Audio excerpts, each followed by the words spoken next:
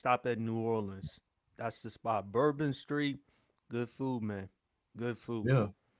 The spot this weekend is Savannah, Georgia. I wish I could be there for Green Day. You know, as we all know, it is St. Patrick's Day weekend. I wish I could be in Savannah right now, Savannah, Georgia. But I mean, it would have been. I think they call it Orange Crush down there. But Yeah. I think it would have been a good thing for me to be down there. But hey, I'm just happy to be here, man. It's a good day, good weekend, rainy day in Columbus, Georgia, 49 degrees down here, man. It's great, man. Good time, good time. It's 45 degrees up here in Jersey, so it ain't that bad. Yeah, Actually, I'm we're in having Jersey some right good now. weather in the East Coast. Finally, it's almost spring. Yeah, it's cold. I'm in Jersey too right now. So, Oh, where? Bergen County. Oh man, I live in Essex. Oh crap. Wow, that's shocking to me. What a lovely winter we're having this spring. Yeah, a lot of people in the Jersey area, man. Because I Yeah. know most of the panel. I know Brandon Harrison. They're from North Carolina. Trent, I believe, is from Houston. Mm. Um, Really? I didn't know that. That's I know he's from the South. I Yeah, do know. Last word. Ain't he from Miami? he from I, Miami. yeah, he's Yeah. definitely from Miami. Yeah, he from Champ, we Miami. all know Champ is from Columbus, Georgia, and shout out to Yeah. Columbus, Georgia, greatest city ever. If you want good Southern hospitality and great food, stop by Columbus, Georgia. Rose Hill Seafood. Holla at your Hmm. boy. I've only went to Georgia once, and I was like 9. You been to Atlanta? I am not, You got unfortunately. I to. want to go there though. Yeah. I might go Got to a to. I want to go to a Falcons game there because apparently like the stadium's really nice. So Hey, Yeah, and the listen. food's real affordable too. If you want to go to a real stadium, although I can't stand the team, you got to stop at Jerry World, Dallas yeah, Cowboys. my friends want me to go there so bad. Like my bucket list is that I want to go to Lambeau because even though it's like cold there, like it'd be really cool to be at Lambeau Field. Yeah. Soldier Field because it's one of the most iconic fields, and uh ATA Stadium. So yeah, Hmm. that's my bucket list. Welcome to another episode of the Sports PSP podcast, y'all. How's everybody doing? I got my man Kieran in the building. First time on the Sports PSP pod, man. How you doing, bro? I'm doing great. Good, man. Appreciate you for having on, and of course, undisputed world champ. How you doing, my brother? Yeah, you know what it is, man. Like you said, shout out to Columbus, Georgia, greatest city in America. And it's beautiful down here with a lot of this good rain coming down. So, I mean, hey, good to see you on here, Kieran, man. Good to be here, PSP. Always a pleasure having y'all on, man. We got some comments in the section from my man Aiden, PSP. Been here a little bit. Shout out to Aiden. Go check out his content and stuff. Shout out to the little homie, knows the sports and stuff. Always we appreciate young dudes coming in here and doing their content thing.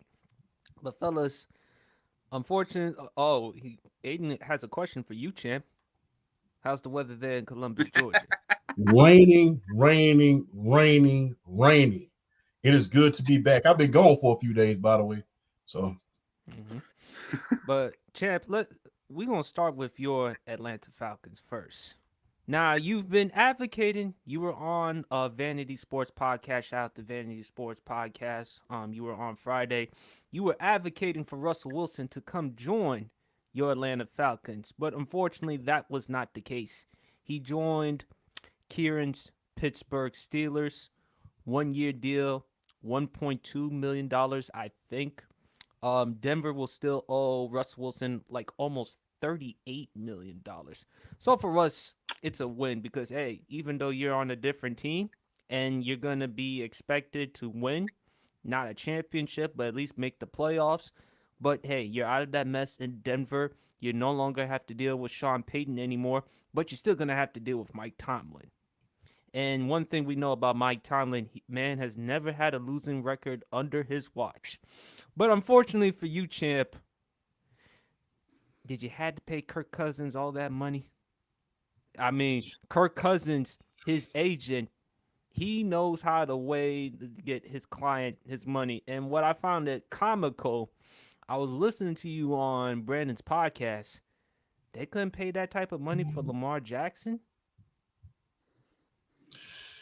You know, when I first heard about the big, huge contract that they paid Kirk Cousins, at first I was kind of upset about it because I thought we was going to be able to get him for like $65 million at best, But a lot of that contract that he signed is front loaded for the first couple of years. That's when he's going to get the majority of the money. On the back end, the last 2 years, he's only going to be making $10 million, and that money is not guaranteed. So really, it's a 2-year deal. So at this point in time, you know, as an adult, you have to, once you review all the facts and make sure everything is good, you're allowed to change your opinion. I think it's a good deal, not necessarily a great deal. I wouldn't have paid him $100 million guaranteed, maybe $65 million guaranteed at best.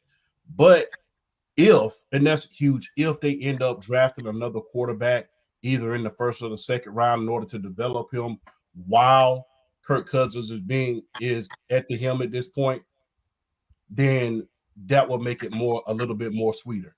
Plus, you have to think about this.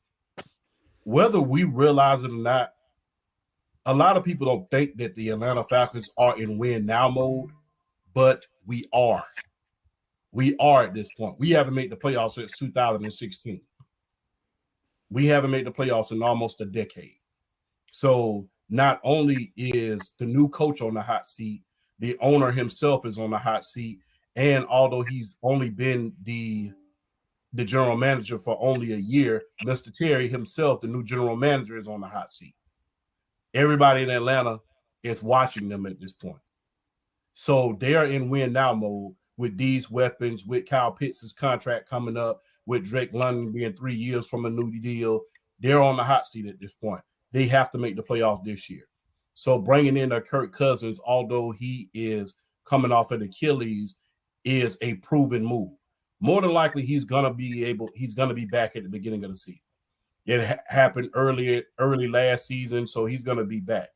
But I would caution my Atlanta Falcons this: you better get another quarterback in this draft just in case. In the great words of Chris Rock, the great Chris Rock, in case stuff happens. You need an insurance policy. It's not called insurance. It should be called in case stuff happens. So you need to go out there and look at this quarterback draft and get you a Michael Penix Jr., who will more than likely fall to the second, or a Bo Nix in case stuff happens, which we're hoping that it doesn't, but it's better to have it and not need it than to need it and not have it, as we say down south. So Atlanta, good job on signing Kirk Cousins. You went and got Daryl Mooney. I don't know if I'm saying his name correctly. Darnell Mooney. Yeah. Huh? Darnell Mooney. Darnell Mooney. Why I keep calling him Daryl? A Southern thing, I guess. I don't know. Don't worry about it. You went and got Darnell Mooney, which is a great second receiver to go opposite of Drake London. You got another receiver in the Arizona trade. You got rid of Desmond Ridder, so we know we don't have that headache in case, you know, something does happen if Kirk Cousins was to go down or is not available at the beginning of the season. We don't have to worry about, you know, Desmond Ridder being at the helm. So those things are good. I would caution Atlanta, though, if you're listening, Atlanta, get you a quarterback in this draft so you can develop him behind Kirk Cousins. Because if you haven't noticed, you developing a quarterback goes a lot better for you than just throwing one out there. And if you don't believe that, look at the San Francisco 49ers. People can say all they want to about Brock, but he was developed. He was ready. Jordan Love, the first Green Bay Packers quarterback in history to go to the playoffs his very, very first year. Mm-hmm. So take heed and do what you need to do and take care of business just in case. Don't put all of your eggs in one basket banking on Kirk Cousins to come back, because if you do, it's going to bite you in the buttocks if something ends up happening. You better prepare to succeed. Don't prepare to fail, Atlanta. Kieran, what's your thoughts about Kirk Cousins' contract? 4 years, 180 million, which is like 45 million per year, Yeah. and 100 million guaranteed.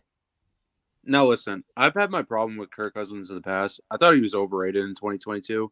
I thought he was declining. I thought his arm was worse. But he comes out in 2023, looked like he was like the best version of himself, like rejuvenated. Like I don't know what happened. And then like he tears his Achilles, as you said. My question is that did like the Falcons owner like did not know he tore his Achilles or something before giving him all that money? Because this relies solely on Kirk Cousins because we know the Falcons is talented. They have the safety depth. They have the wide receivers now with Drake London, Darnell Mooney, and Kyle Pitts. They have the running backs with Bijan Robinson and Tyler Algier. The only way that And the this defense. fails, oh yeah, oh yeah. The only way this is fails is that if Kirk Cousins absolutely regresses horribly, because he's coming off an Achilles tear and he's going to be 36, or the pass rush is that bad because it is bad. I think they're going to draft an edge rusher in the draft. That's the only way it can fail because we know Kirk Cousins is very good at developing wide receivers. Did it with Stephon Diggs. He did it with Justin Jefferson. He rejuvenated Deshaun Jackson in Washington. Pierre Garcon had some really good years in Washington as well. So Kirk Cousins is a good guy to develop wide receivers. Now, does he make them a contender? They're definitely going to win the division if he's healthy, like fully ready to go. But are they contenders? I'm not sure because the 49ers are still there. Dallas is still there. Green Bay is coming up. The Vikings have made very good moves in free agency. Like the NFC is slowly getting more stacked every day of free agency.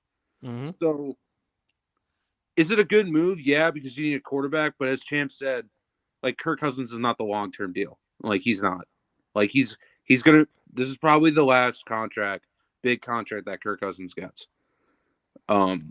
I am worried about that Achilles injury though. So yeah. No, that's fair to say because if you're gonna say that about Aaron Rodgers, fair thing could be said about Kirk Cousins about the fact he's about to turn 36. Before I give my opinion, I got my man Dennis, Ignorant Thinker podcast. Go check him out. Always go check him out on the Stay Tuned podcast every Tuesday nights, 10 p.m. Eastern Standard Time, 7 p.m. Pacific Time. How you doing, my brother? I'm doing pretty good, man. How's everybody doing out here? I'm feeling Chilling, good, man. man. What's your Howie's out thoughts here. about? Well, we good. We're gonna talk about your Eagles and later on. But what's your thoughts about Kirk Cousins' contract? 4 years, Kirk 100. Cousins. Go ahead, man. Kirk Cousins' contract is absurd. It is I was trying to be it, nice. it might it might be one of the worst. Well, I heard you. I heard you trying to be nice. I understand. It might be one of the worst contracts in a long time. You're giving a guy 36 years old, coming off of Achilles tear, 4-year deal, $180 million, 100 million guaranteed, 50 million signing bonus. Yes. Mm. I understand you just wanted somebody at the position that you could trust, and you just got the job, so it's hard out here for a black coach because they get chopped down real fast. So at least if you got Kirk Cousins, got somebody that you could trust. You ain't got to worry about too many bad things happening. He ain't gonna turn the ball over, nothing like that. He knows how to control offense and everything. I'll give him the plus side of that. The negative side is I don't see you getting but 2 games better. That's enough to win your division, though. But I don't see you getting but 2 games better. Mm-hmm. That's basically what I see. There's enough to win your division. I see you winning your division, but we all know Kirk Cousins don't win primetime games. We all know Kirk Cousins got one playoff win in 12 years. That's why I didn't understand why you didn't make the move to go get Russell Wilson. You should have been at Russell Wilson kissing his feet. All you had to pay him was $1.2 million. Do you know how much money you could have spent in this free agency on other things and you having Russell Wilson, knowing you got a guy who's not going to throw the game away, knowing you got a guy there that, he ain't going to win you but 2 more games. Just like Kirk Cousins. He going to win you but 2 more games. But at least he's going to try to do his best to win games out there. Kirk Cousins is gonna stack this. He gonna stuff the stat sheets though. So Here's my thing about Kirk Cousins. I've said this. I don't know if you want Russell Wilson in the ATL because again, Atlanta people they're gonna be bringing up Future anytime he and Sierra. that's why I think that's why you got to go to Future House and say, listen, you got to stop this with your baby father. You two baby fathers got to stop this. All right. Oh, you want Russ to come into Future's place and tell him we need to end this nonsense? No. I think as me, if I'm the GM of Atlanta, the first stop I'm making is the Future House, and I'm gonna go talk to Future. Second stop is I'm gonna go get a private jet and I'm gonna go get Russell Wilson. You remember back in the day when the Vikings went to go get Brett Favre? They sent the private jet for him and everything, and they went to go get him. Back in 09. That's how I was gonna go get Russell Wilson. Here's my take about the Kirk Cousins. For those who may not know, his agent's name is Mike McCartney. Oh, we know his agent's name, man. I just want to know his agent because Kirk Cousins knows. I am not surprised at all with the contract. You know why? Because when it comes to Kirk Cousins and his money, he knows how to make his money. You saw Washington, you saw Minnesota, and now you're seeing that with Atlanta. Champ, I agree with you from the standpoint, Kirk Cousins, this will only work out if the expectations are only to make the playoffs and win the division and possibly win one playoff game. The Falcons should win the division. Tampa, I don't see Baker Mayfield, and we'll get into Baker later on the show because I'm OU, baby. I'm a Tennessee talk about Baker's contract later on the show. But here's my thing with Atlanta. Now you have a good enough quarterback to help you out. This will be great for Kyle Pitts and for Drake London as far as getting their targets, their numbers. Bijan Robinson, as long as Kirk Cousins doesn't do too much. And by the way, to your point, Kieran, Kirk Cousins before the Achilles injury, he was playing at a really good level. The only reason why they were losing games is because their defense, in large part, they weren't really that good to begin with. But with Kirk Cousins in that division, the Panthers got a little bit better. Unfortunately, Kieran, they traded Deontay Johnson to Carolina. Unfortunately, to your dismay. You look at Tampa Bay, they still keep Baker Mayfield, that 3-year deal. They still keep Mike Evans. They did lose Devin White. He's now with the Philadelphia Eagles. You look at who's the other team? There's the Falcons, there's the Bucks, there's the Panthers. Oh, the Saints. As Champ has put it, they're in cap hell. And unfortunately, they're stuck with Derek Carr at this moment. So when I look at Atlanta, if the goals and the expectations are to win the division, then that should be enough. To Champ's point, I do think they need to have a young quarterback to sit for 2-3 years. And just because you draft a quarterback to sit and learn 2-3 years, that's not a bad thing, though. People got to stop doing that. Patrick Mahomes sat for a year behind Alex Smith. That worked out well. Aaron Rodgers sat for 3 years behind Brett Favre. How that worked out. Jordan Love sat for Aaron Rodgers for 3 years. How's that worked out? I'm not saying that they're going to be great quarterbacks just by sitting and learning, but it doesn't hurt giving it a chance. I mean, there's nothing wrong sitting and learning. And if you throw a kid under the fire right away, then how is he going to handle those types of expectations? So for Atlanta, you have more than a competent quarterback in Kirk Cousins to win the division. If you can't win the division, if you're Kirk Cousins, I'm sorry. I don't know what to tell you because you have enough to work with. You have the weapons on offense, and Champ, you have a good enough defense. Hell, you even tried to steal Daron Payne. You wanted Daron Payne. You've been telling me how much you've wanted Daron Payne from Washington, right? Yeah, when he was a free agent, I was praying to the Lord that we was able to steal Daron Payne, but he re-signed with you guys because he would have been a hell of an addition. Because can you imagine him and Grady Jarrett in the trenches? Yeah. So I mean, that would have been epic. The only thing that like the Falcons are lacking on defense really is their edge rushing depth. Like I don't think it's that great. And also to your point, Gray Jarrett is also getting older. He's not. He's still good, but he's not like Grady Jarrett from like 3 years ago. So I think they're going to be drafting some edge rushers in the draft. Maybe they might reach on someone. We'll see, but I don't know. I can see them. Oh, I'm sorry, PSP. No, go ahead. I can see them taking Dallas Turner. Yeah, from the University of Alabama. Which is what you've been advocating all along. Yeah, Dallas Turner from the University of Alabama. I think he's very, very good. Chop Johnson from Penn State. I think he's a very good and talented football player. If you go the quarterback route, let's hope Jaden Daniels falls to you. I mean, let's hope Jaden Daniels falls to you in the first round. Oh, sorry. Go ahead. I don't think that's gonna happen, champ. You know why? Because unfortunately, Washington, they traded Sam Howell for a 6th-round pick. So the likelihood is they are going to draft a quarterback.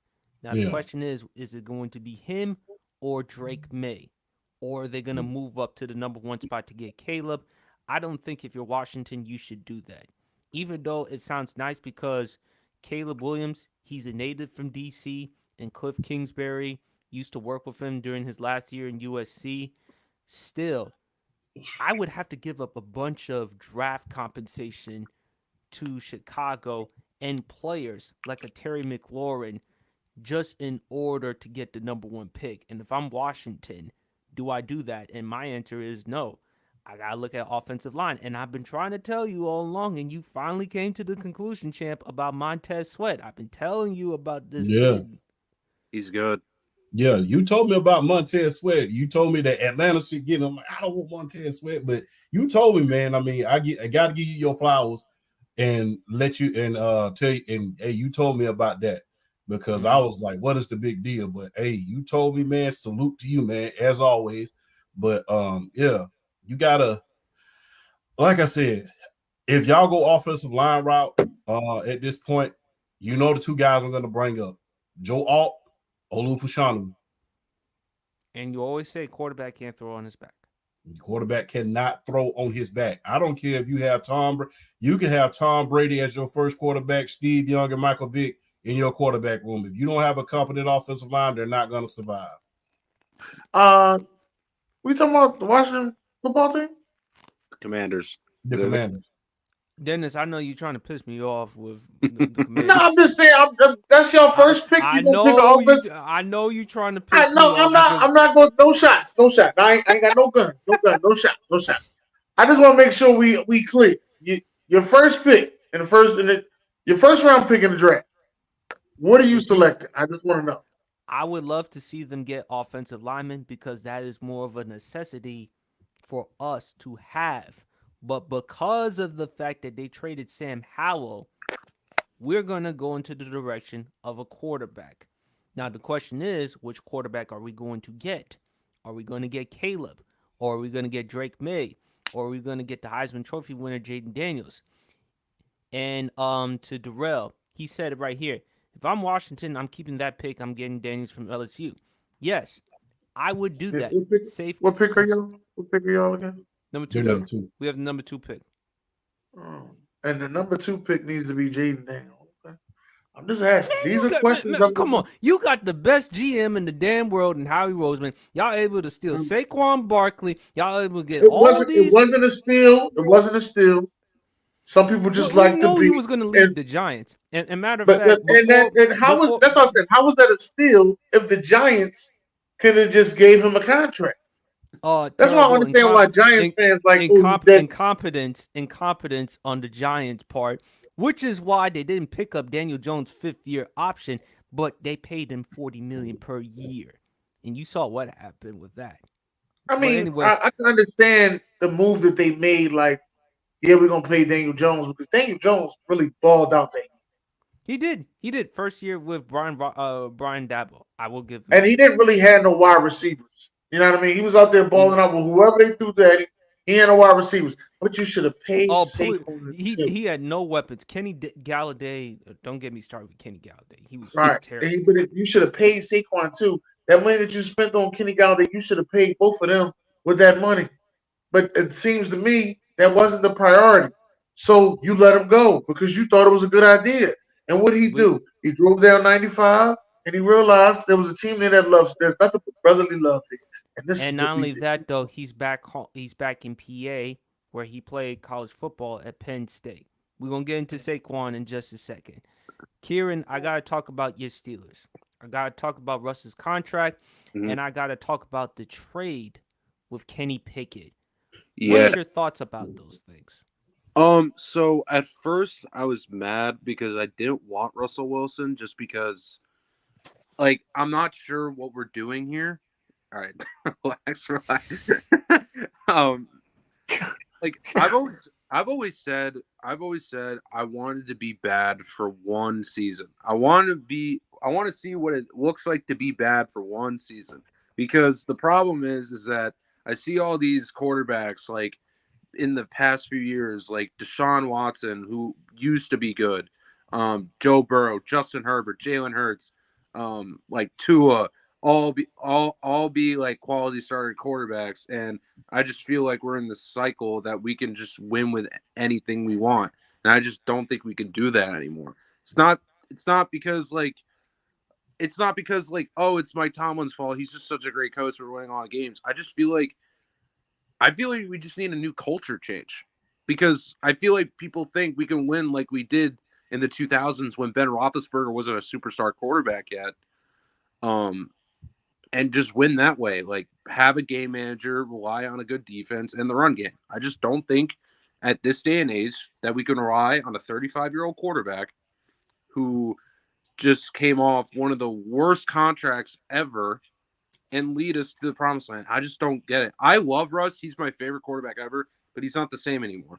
Um, and that's why I didn't want him. Now the Kenny Pickett trade, I understand where he's coming from because they were saying in the media that he was going to be the starter before they started getting Russell Wilson, and that's why he wanted to trade. But Kenny Pickett's not good. Like he's not good, unfortunately. And unfortunately, that's just how it is. Like Kenny Pickett's going to be an Eagle.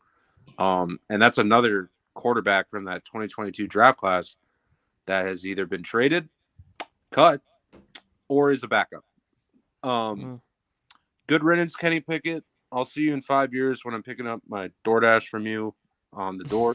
But yeah, You or me? Champ, you want to go? Yeah. Hey, the biggest pickup I don't think we talked about PSP was the fact that y'all stole Patrick Queen from the Baltimore Ravens. That was just woo. yeah. You talking about? Hey man, we're gonna call this this free agency. We're gonna call this the Benedict Arnold free agency because Yeah. we have a lot of guys who going from one division team to another one. So we're gonna call this free agency the Benedict Arnold free agency. You know, guys just changing teams within the division. You know what's funny? We also got their safety, Deshaun Elliott, as well. So You did, yes, you did. So yeah, there's the Benedict Arnold free agency, right? So my thoughts on Patrick Queen, real quick. Sorry if I'm like delaying. Go No, ahead. go ahead. Patrick Queen, I've always been questionable with because his first 2 years he was not that good, and then in his third year before they got Roquan Smith, he was not that good. So I'm not sure if he could be a number one linebacker on a team because he hasn't proven to me yet. I will say that I'm not glad we didn't overpay for him. He's not one of the most overpaid players in the league. So I think it's a good contract. He's below the median where linebackers are being paid right now. But are we going to get another linebacker? Because Cole Holcomb is going to be hurt. He was hurt last year, and we don't know how he's going to be. I'm a little questionable about Patrick Queen, but I do think it's a good contract because of the value that we got for him. So Omer Khan is making good moves. I'm happy what he did. And one more thing. The Deontay Johnson trade. A lot of people are like, "Oh, it's a questionable trade." I'm not that mad personally because I know Deontay Johnson is like a wide receiver too, but I don't think he has been as good as his 2021 season. And who do we have at quarterback then? Ben Roethlisberger. Like Ben Roethlisberger was very good at getting wide receivers involved. And as our draft history for wide receivers, I'm not that mad either because we've always drafted receivers, and if they don't work out after 3 years, we either trade them, cut them, or we let them walk after free agency. So I'm not that mad that Deontay Johnson's like leaving, and we're probably we always steal a receiver. We stole George Pickens from the Ravens, who were craving about him in 2022. So that's another steal for you, Ravens fans. But I'm not that mad that Deontay Johnson got traded. Mm. Dennis, how do you feel about Russ going to Pittsburgh? Still mill Steelers gotta steal. Come on, man. You talking about a guy you only paying $1.2 million to? Come on. I would have signed him for 2 years for $10 million. I would have. I would have signed him for 2 years. You ain't gonna lose nothing. That's just me what I'm saying. That was a steal. Mm-hmm. Big Champ, They talk to me. They win 2 more games. That's what they're Uh, gonna win 2 more games. You see him making the playoffs? Yeah, they made the playoffs this year with 3 different quarterbacks. Shit, they're gonna make the playoffs. Big Champ, talk to me. Here's the thing. I think people are underestimating the whole Russ situation. Here's why. When he was going to Denver, he was asked to be the savior. He was asked to be the savior. You didn't have a running back. You didn't have adequate wide receivers. You didn't have a good offensive line. And you ain't had no hell of a defense up until the second half of the season. Because in the great words of Shannon Sharp, during the first half of this season, a 50-piece with 20 extra flats at no charge. So to quote the great Shannon Sharp. So my thing is you're in a whole nother ball game. You're not asked to be a savior at this point, and you are going to a franchise that you don't have to guess. You know that they breathe excellence. You got a hell of a head coach. You have a hell of a defense that just retooled, that just got Patrick Queen. And, you have good running backs. You have good wide receivers. The only thing that I can slightly question, and you can correct me on this, Kieran, is the offensive line. It's kind of like a little bit, but it's good enough for that run to open up those running lanes. Correct me if I'm wrong, Kieran. So my problem with the offensive line is that we have a lot of question marks. So I think our interior is good. I think Samalu, who didn't let up a sack last year, was good. Mm-hmm. James Daniels has always been consistent in his career. So I think the interior is fine. Broderick Jones is a project. He is a project. They played him like way more down the stretch. He showed some promise. I would like him to start a full season next year. He can have a very high ceiling because he's so big. Like this dude is a monster. My question is, we need a center. Our center situation has been terrible for years. We had Kendrick Green, who was horrible. We had Mason Cole, who had some few games, but is not that good. I think, who is the center in the draft? I forget his name. From Utah? From Utah, yeah. Yeah. I would like him. I think he would be a great addition for us. I think it would help out our interior O-line. I think we wouldn't only run power with Najee Harris. Maybe we run a little inside zone sometimes. Yeah, that's the only question mark really. The offensive line is not bad, but it's not like good either to like make up those deficiencies because Russ at this point really needs a good offensive line. Yeah. And thanks for correcting me on that and having my back on that. Oh, go ahead, PSP. My bad.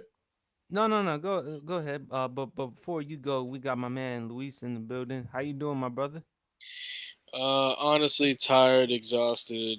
Did a lot of work, but we here. Well, appreciate you for having you on, my brother. How you doing? Doing good. I stood you up one too many times, so I have to pay my dues. Have to pay my debt. I'm a man of my word, so I gotta come around even when I'm tired. But we here, and let's talk some ball. Yeah, we actually talking about the free agency. We're talking about the Steelers acquiring Russ. What's your thoughts on that? I mean, obviously it's upgrade from Kenny Pickett. I mean, it's not much, but I mean, I think Tomlin can do something. I think Tomlin can do something. Obviously now with them trading Deontay Johnson, they're gonna obviously be giving George Pickens the targets that he deserves. So I'm expecting George Pickens to kind of mask a little bit of the flaws that Russell Wilson has, especially when it comes to throwing in the middle of the field. I think George Pickens can cover that a lot. Um, so I like the move. I think it's very low risk, high reward. It's only a 1 year deal, and yeah, so I think it's very low risk, high reward. Here's my I wouldn't be surprised if you see him go on a Kurt Warner type of run. Little bit of gas left in the tank, and he pushes something out. Yeah, Never know. Never know. I'm just saying this right now. If he becomes Kurt Warner, he's my favorite player of all time. Hey, Stevensburg. When That it don't even become- make sense. Stevensburg. Hey, Kieran, let me ask you this question. What if Russell Wilson pulls off an Eli and wins a Super Bowl? That'd be ridiculous. Oof. He's the GOAT. I don't care. That'd be ridiculous. No. If he does that, there has to be conversation about Russ. Like, honestly. I mean, if you want to be honest with you, there should be already a conversation about Russ. To be honest with you, I'm just He's already really going to the Hall of Fame. he's already going into the Hall of Fame, and people always want to discredit Russ and talk about the Legion of Boom. You got to think about this. Russ was the 3rd round pick. He's 5'10". He wasn't supposed to be this good. He wasn't supposed to be this good. He's only 6 feet. He's only 5'11", 6 foot. My bad, and 5'10". He's only 5'11", 6 foot. He's not the prototypical quarterback. Mm-hmm. He had hell of a pocket presence at his peak. He was more than just a game manager. A lot of the times, especially people got to realize, after that Super Bowl, the Legion of Booms start breaking up. Those guys started going to other teams. Those guys, then Beast Mode retired. And Russ was carrying the load. I mean, and Russ was carrying the load for years. Yeah, People you know what's Yeah. so fun? You know what's so funny about that? This Niners fan on live yesterday told me that Russ was never the face of the Seahawks, and I was like, Yeah, that's ridiculous. Yeah. That's preposterous. After LOB ended, he was the clear-cut face. So when Richard Sherman went to the Niners in 2017, Cam Chancellor retired in 2017, and Earl Thomas broke his leg in 2018. Who was the face of the Seahawks? He was like, well, he never won anything after they left. I was like, that's not who a face is. Did Richard Sherman win anything after he left? You know, he did. Oh, No. None of the- I just hate that argument. Like, just But- because you don't win a championship, don't mean you didn't. But here's the win. thing, champ. People forget how good Russell Wilson was 2015. Exactly. In the second half of the season, he was in the convo for MVP, Yes. and he was putting up crazy numbers. Yeah. My thing is for Russ at this point, it's one of the worst trades. Him going to Denver was one of the worst trades. The first year he played bad. There's no Sure. question about it. The defense was playing well. He played bad. The second year he gets Sean Payton. And look, Sean Payton deserves a lot of blame because I feel like he's getting let off the hook. Mhm. Right. You talked about how bad of a job Nathaniel Hackett did as a head coach. Sean Payton, at one point in time, you did give up 70 points against the Miami Dolphins. Yikes. And Russ didn't even play bad. Oh, that game did happen, huh? There was although you won a game against Chicago, you made Justin Fields look like he was the second coming of Lamar Jackson. So, even though you did turn it around this season, and not only that, you had a chance to make the playoffs last season, and you did Russ dirty by sitting him out these last 2 games. Also, PSP, to add on to what you were saying about Sean Payton, like, to me, it's not even like his expectation of coaching that I'm disappointed in. What I'm more disappointed in with Sean Payton is you were pretty much retired for a year, and you were sitting on national television criticizing every single coach on what they should and should not do in terms of running a team, and you do a dumpster fire like that. You know what's Given also who you are, It's and ridiculous. given the fact that you come from the Bill Parcells coaching tree. Now, look, Russ can't be absolved either, but at the same time, Sean Payton cannot be let off the hook. And Oh, if yeah. Russ does well in Pittsburgh, and if Sean Payton can't get his act together in Denver, then guess what? We have to look at Sean Payton in an entirely different light. Now, with Russ, look, we've seen a lot of quarterbacks that have come in Denver that haven't panned out well.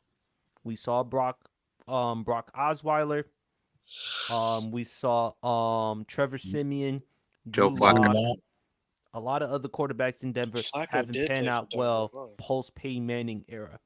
Russ, unfortunately for him, that's what hurts him because not only they gave up so much draft compensation to acquire him in the trade, but on top of that, they gave you a 5-year, $245 million contract. Although it didn't pan out well, you have an opportunity for you in Pittsburgh to improve and still show you can still belong in the NFL. I thought last season, although it's an improvement, but if Russ can continue this, he still has a chance to finish the last couple of years in the NFL.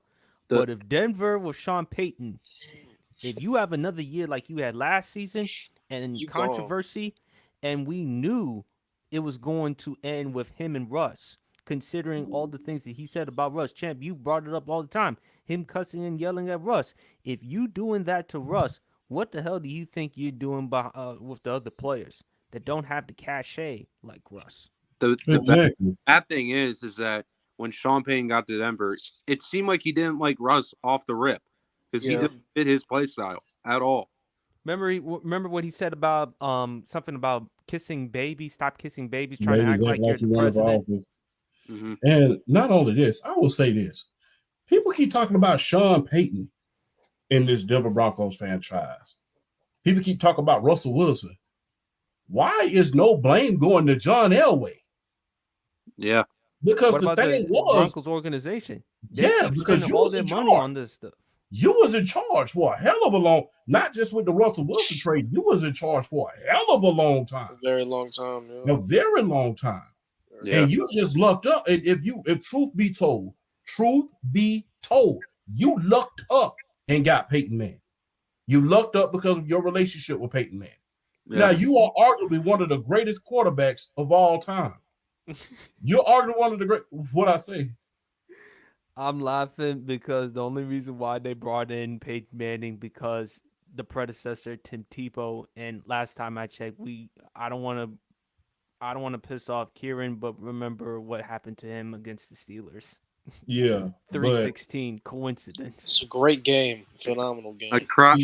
My 9-year-old self was crying every time. But yeah, but Chip, I'm sorry, I agree with you with the organization. You're spending all this amount of money. These are the results that you're getting. And not only that, like I said, people can say whatever they want to. I watched John Elway. You're one of the greatest quarterbacks of all time. One of the all-time greats. You know what a quarterback looks like that can play because you were a quarterback that can play. And all of these years, you couldn't find not one. Because this ain't the first bad contract that John Elway did. Remember, he did the one with Trevor Siemian as well. Yo, that was bad. Remember, he did the one with Brock Osweiler. Remember, he did the one with Brock Osweiler as well. Remember, he drafted Drew Lock. So how is he? I got hot take for you, champ. Go. Is John Elway the Michael Jordan when it comes to talent evaluation? To be honest with you, it is for quarterback. For quarterback, yes. Because if you notice in every other position, he did very well. Yeah. Drafted Bradley Chubb, drafted Wolf, drafted Cortland Sutton, Jerry got the no-fly zone together. Drafted, Von Miller, back in his prime, Von Miller, Super Bowl MVP. But when it came to quarterback, Talib wasn't drafted by Denver, right? Huh? No, he was drafted by Tampa Bay. He was drafted by Tampa Bay, but he put them together. He was able to get them in free agency. But when it comes, what I can't get over is the thing is you were an all-time great, John Elway. And you did not get, outside of Peyton Manning, you did not get not one quarterback right. And you were arguably one of the greatest during your time. You was better than Jim Kelly. You won more than Warren Moon. You won a hell of a lot more than a lot of other guys won in this league during your era. So, and you was and people can deny it all they want to. During his time, you are the measuring stick. You are the measuring stick for a hell of a long time. You are the measuring stick. Everybody should want to. They call it a 2-minute drill partly because of John Elway. Hey, they said in the song "No Wheaties" by Currency. 2-minute drive, Elway style. I got this. You have a whole right. They called you the 2-minute man for a reason. So with all of that cachet and all of that magic eye, you couldn't recognize what quarterback could and couldn't play. Mm-hmm. It's like bad. It's like bad because besides like 3 games or 3 years of Peyton Manning and 1 playoff game with Tim Tebow, yeah, he's literally done nothing like with quarterbacks. Wow. Yeah, he's really done nothing with the quarterback position because, like I said, and for you to you played quarterback, you know what it takes to be one. Yeah. And the thing is, he wasn't a bad general manager. Elway wasn't because he picked up all of these other great players. Just that one position, he just didn't know what the fuck to do with. I'm sorry, PSP. I didn't mean to swear. Which you played. It's not like a guy like me that never played that hasn't played pro football that doesn't know what a pro style quarterback looks like, and he's taking a chance as a general manager.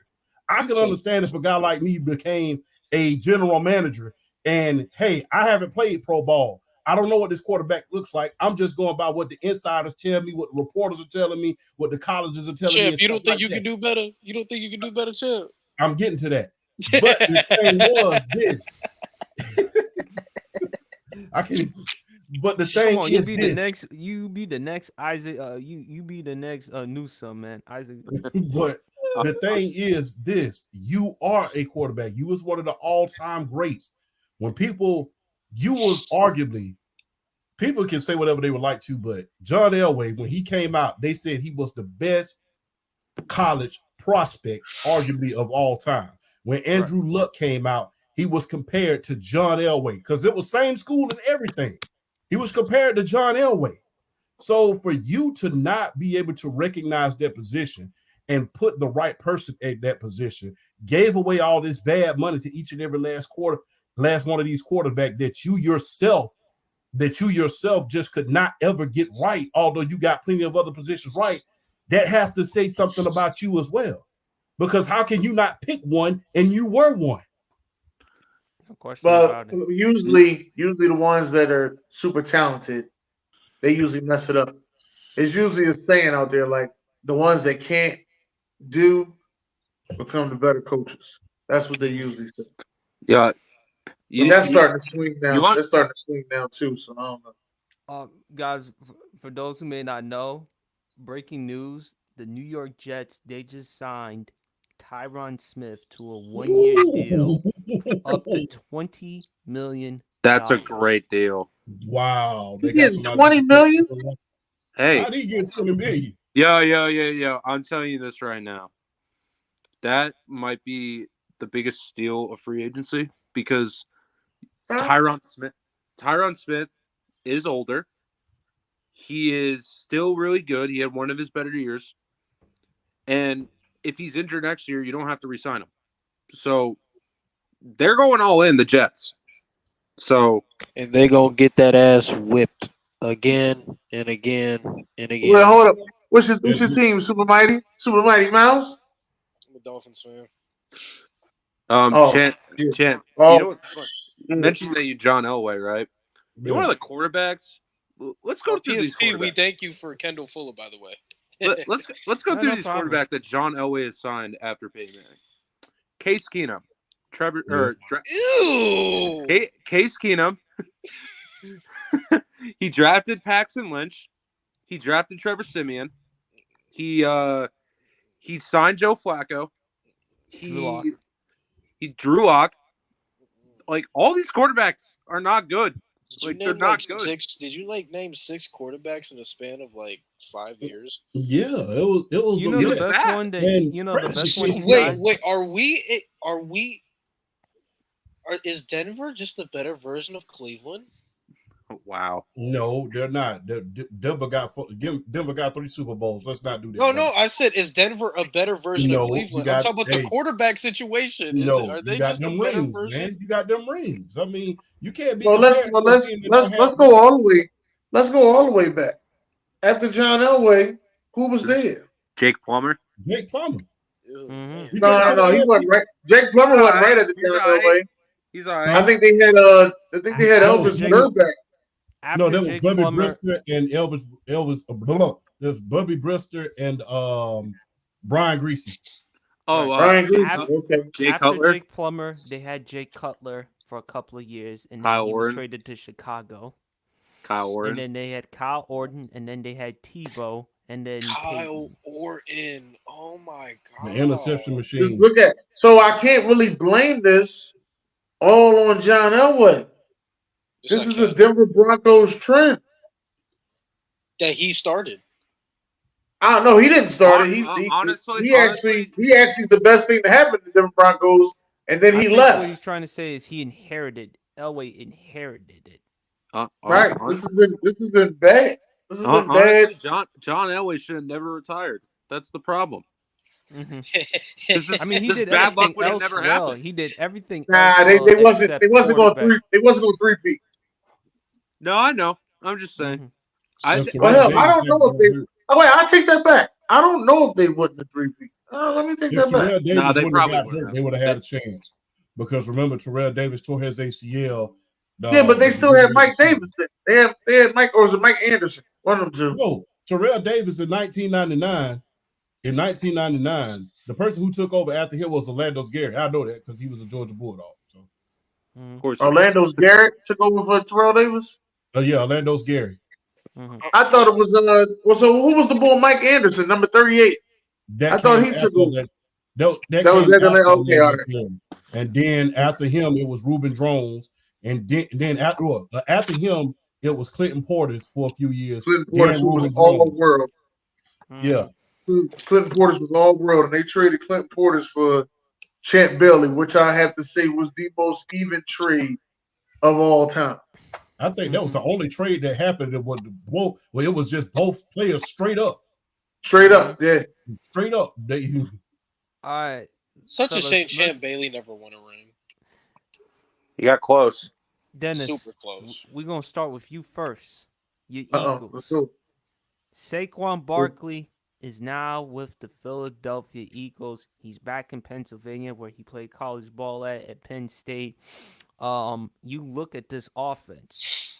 Hurts, Barkley, Devontae Smith, A.J. Brown. Now, you did lose Kelsey Don't and forget Fletcher Dallas Goddard.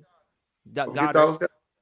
Now, you did lose Kelsey and Fletcher Cox due to retirement, but I think the young guys, particularly Jordan Davis and Jalen Carter, of course, from Champs program, UGA, they're going to step up. Do you think that the Eagles are going to not only win the division, but also get back to the Super Bowl? I'm not going to put no crazy expectations on it like that. It's only March. This is what I will say. I think that these pieces that we have gotten and all the offseason moves that we have made can position us to win games in December that we didn't do last season and the season before that. We didn't win that many games in December. So what you want to do is you want to win more games in December to set yourself up to have a better January. That's what I'm looking to see. Instead of us starting off 10-0, 10-1, I want to see us finish strong and then go right ahead and make that move to get to the playoffs and Super Bowl, whatever it takes. But a lot of people saying that is our incompetent coach. I actually like Nick Sirianni. Well, I'm a fan of Nick Sirianni. I ain't gonna say I'm a fan of Nick Sirianni. I wasn't a fan at first, but I'm a fan of Nick Sirianni now. I just need him to get back to being that T-shirt wearing, I'm gonna say whatever I want to at the press conference coach. That's what I need him to get back to. Mm-hmm. And you no longer have to deal with that offensive coordinator anymore, Brian Johnson, because a lot of people talked about how bad he was, particularly last year. So I think, but Lewis, I'm gonna let you go first, man. With Saquon going to the Eagles, Right. how do you feel about the Eagles heading into 2024? Jalen Hurts is the odds-on favorite to win MVP, and if he doesn't win it, he underachieves. Damn. Dang. You can't have a team consisting of Dallas Goedert, AJ Brown, Devontae Smith, and Saquon Barkley and not win MVP. There's just no way. Like, if you have a stacked offense like this, if you don't win MVP, you underachieve, in my opinion. That's for me with Jalen Hurts. As for Philly in general as a team, Super Bowl or bust. Don't want to hear it. Super Bowl or bust. You have no excuse. 49ers lost a lot of pieces. Like Eric Armstead went to the Jaguars. And then you still have the rumors of Brandon Ayuk possibly getting traded. Deebo Samuel is also on the trade block, so you don't know what's going to happen between those two guys. Aaron Donald retired, so you don't have to worry about the Rams defense like that at all, as much as you used to. So do I think the NFC is wide open? Yes, it is a layup, like for Philly compared to these other teams. So yes, I aside from like Atlanta, because they're kind of a wild card, I don't see any other team, not even Detroit, matching up with Philadelphia. I don't. Super Bowl or bust, Jalen Hurts MVP, and if he doesn't, he underachieve. Before I give anybody else, shout out to Sports Guy Talking. Does a great job with his podcast. He says Kirk Cousins will help the Falcons win NFC South Division. Hell yeah. Hopefully my man Baker can prove doubters wrong, but we'll save that for another time. Kieran, I'm going to let you go. Saquon joining the Eagles. How good can the Eagles be? So their ceiling is Super Bowl or bust. You have basically no weakness with your skill position players. AJ Brown, who's in my opinion is a top 5 receiver. Devontae Smith, top 15 wide receiver. Dallas Goedert, when he's healthy, is top like 7 tight end in the league. Saquon Barkley, who's a top 5 running back, and you got Jalen Hurts, who perception is really low right now. It's pretty low. He had a down year compared to his 2022 season, but I think it's a good move that they got rid of some of the old guys to let some of the new guys play. I think getting CJ Gardner-Johnson back was a good move because they're getting younger in the secondary because they had a lot of old guys in the secondary and relying on James Bradbury, who's obviously not going to work. I will say this, though. There was a tweet that Saquon going to the Philadelphia Eagles was like Kevin Durant going to the Golden State Warriors. No. Not even close. I view this more like Saquon going to the Eagles, like LeBron going to the Heat in 2010, because the Cleveland Cavaliers in 2010 had no future, like no future at all. This Giants team had no future. Saquon Barkley going to the Eagles to create a new championship contender because the Eagles, before free agency, were probably going to fall off a cliff. Probably. And now they have Saquon Barkley. LeBron obviously created a new championship contender in Miami. I view this more of like Saquon and LeBron more than Saquon going to like Kevin Durant. So. I agree. Mm-hmm. Champ, I'm gonna let you go, and after you go, I want to hear what y'all have to say about Tiki Barber's comments on Saquon. Oh boy. And be careful, guys. Be careful. I don't think I got the energy to go that hard on Tiki Barber. Yeah, me and Lewis did that yesterday. Let's be careful with the language on PSP show. Let's be respectful. Now y'all can curse, just be careful. Yeah, but I will say this: he has to be utilized correctly. That's my biggest fear in You're right. in Philadelphia at this point. Because if Saquon isn't used correctly, then it's going to be a bust. And that's just no long, short way of putting it. If he's not used correctly in that offense, then he's going to be a bust. He's going to be a free agent bust. And there will be no ifs, ands, or buts about it. And if he ends up being a free agent bust, barring any injuries, because he's not utilized correctly, that is a direct indictment on whoever the offensive coordinator ends up being and Nick Sirianni. Because how do you add a piece that huge and not utilize it? At this point, especially with the Cowboys really not doing, they did about as much as I did when I went and got my paper this morning. Not nothing in free agency at this point. So you really can't, nobody in that division really did anything outside of maybe the New York Giants when they went and got Brian Burns. So I will say this. You have to at least make it to the NFC Championship next year in the Philadelphia Eagles. At least make it to the NFC Championship. Because if you don't, and you underutilize Saquon Barkley, two things are going to happen. Three things are going to happen, and none of them are going to be good. They're going to start calling. They're going to start asking, was he? They're going to start asking questions about Saquon Barkley. They're going to start asking questions about Jalen Hurts, which they're already asking about him as we speak right now anyway. And Nick Sirianni is going to be on the hot seat, and that seat is going to get scorching hot. If you want me to be really honest with you, because there's one thing that you could never do in the city of Philadelphia, and that's lose on a regular basis. Because I compare the Philadelphia Eagles to the Auburn Tigers. Shout out to my man C. Reed. I compare him to the Auburn Tigers because guess what? Those are the only two places where you can win a championship and still get your butt fired. You saw that with Gene Chizik 1 year after he won the national championship with Cam Newton, had a losing season. A year later, he was gone. Doug Peterson won a Super Bowl. The first time it ever happened in Philadelphia since Norm Van Brocklin. First time ever a championship was brought to that city in the Super Bowl era. 2 years later, what happened? He was gone. So, Andy Reid went to a Super Bowl. A couple years later, he was gone. So you can make it to a Super Bowl or even win a Super Bowl in Auburn or Philadelphia, and you can still get your behind fired. So Nick Sirianni, you better watch yourself this year and use Saquon correctly. Otherwise, you'll be next on that chopping block.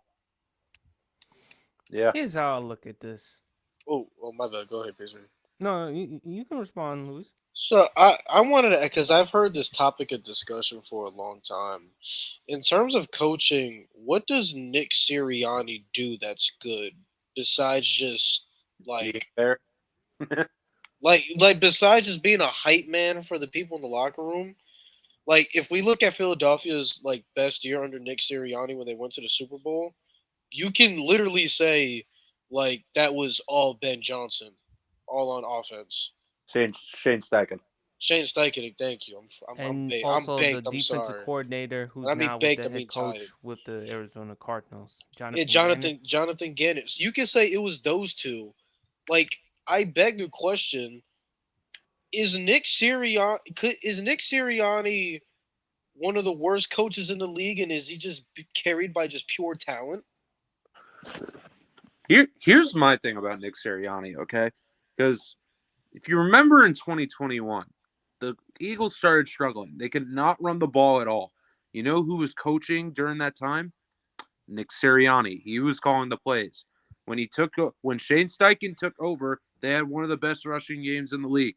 So yeah, I agree with you. What does Nick Sirianni do? I don't think he does anything good. So he's Jason Garrett.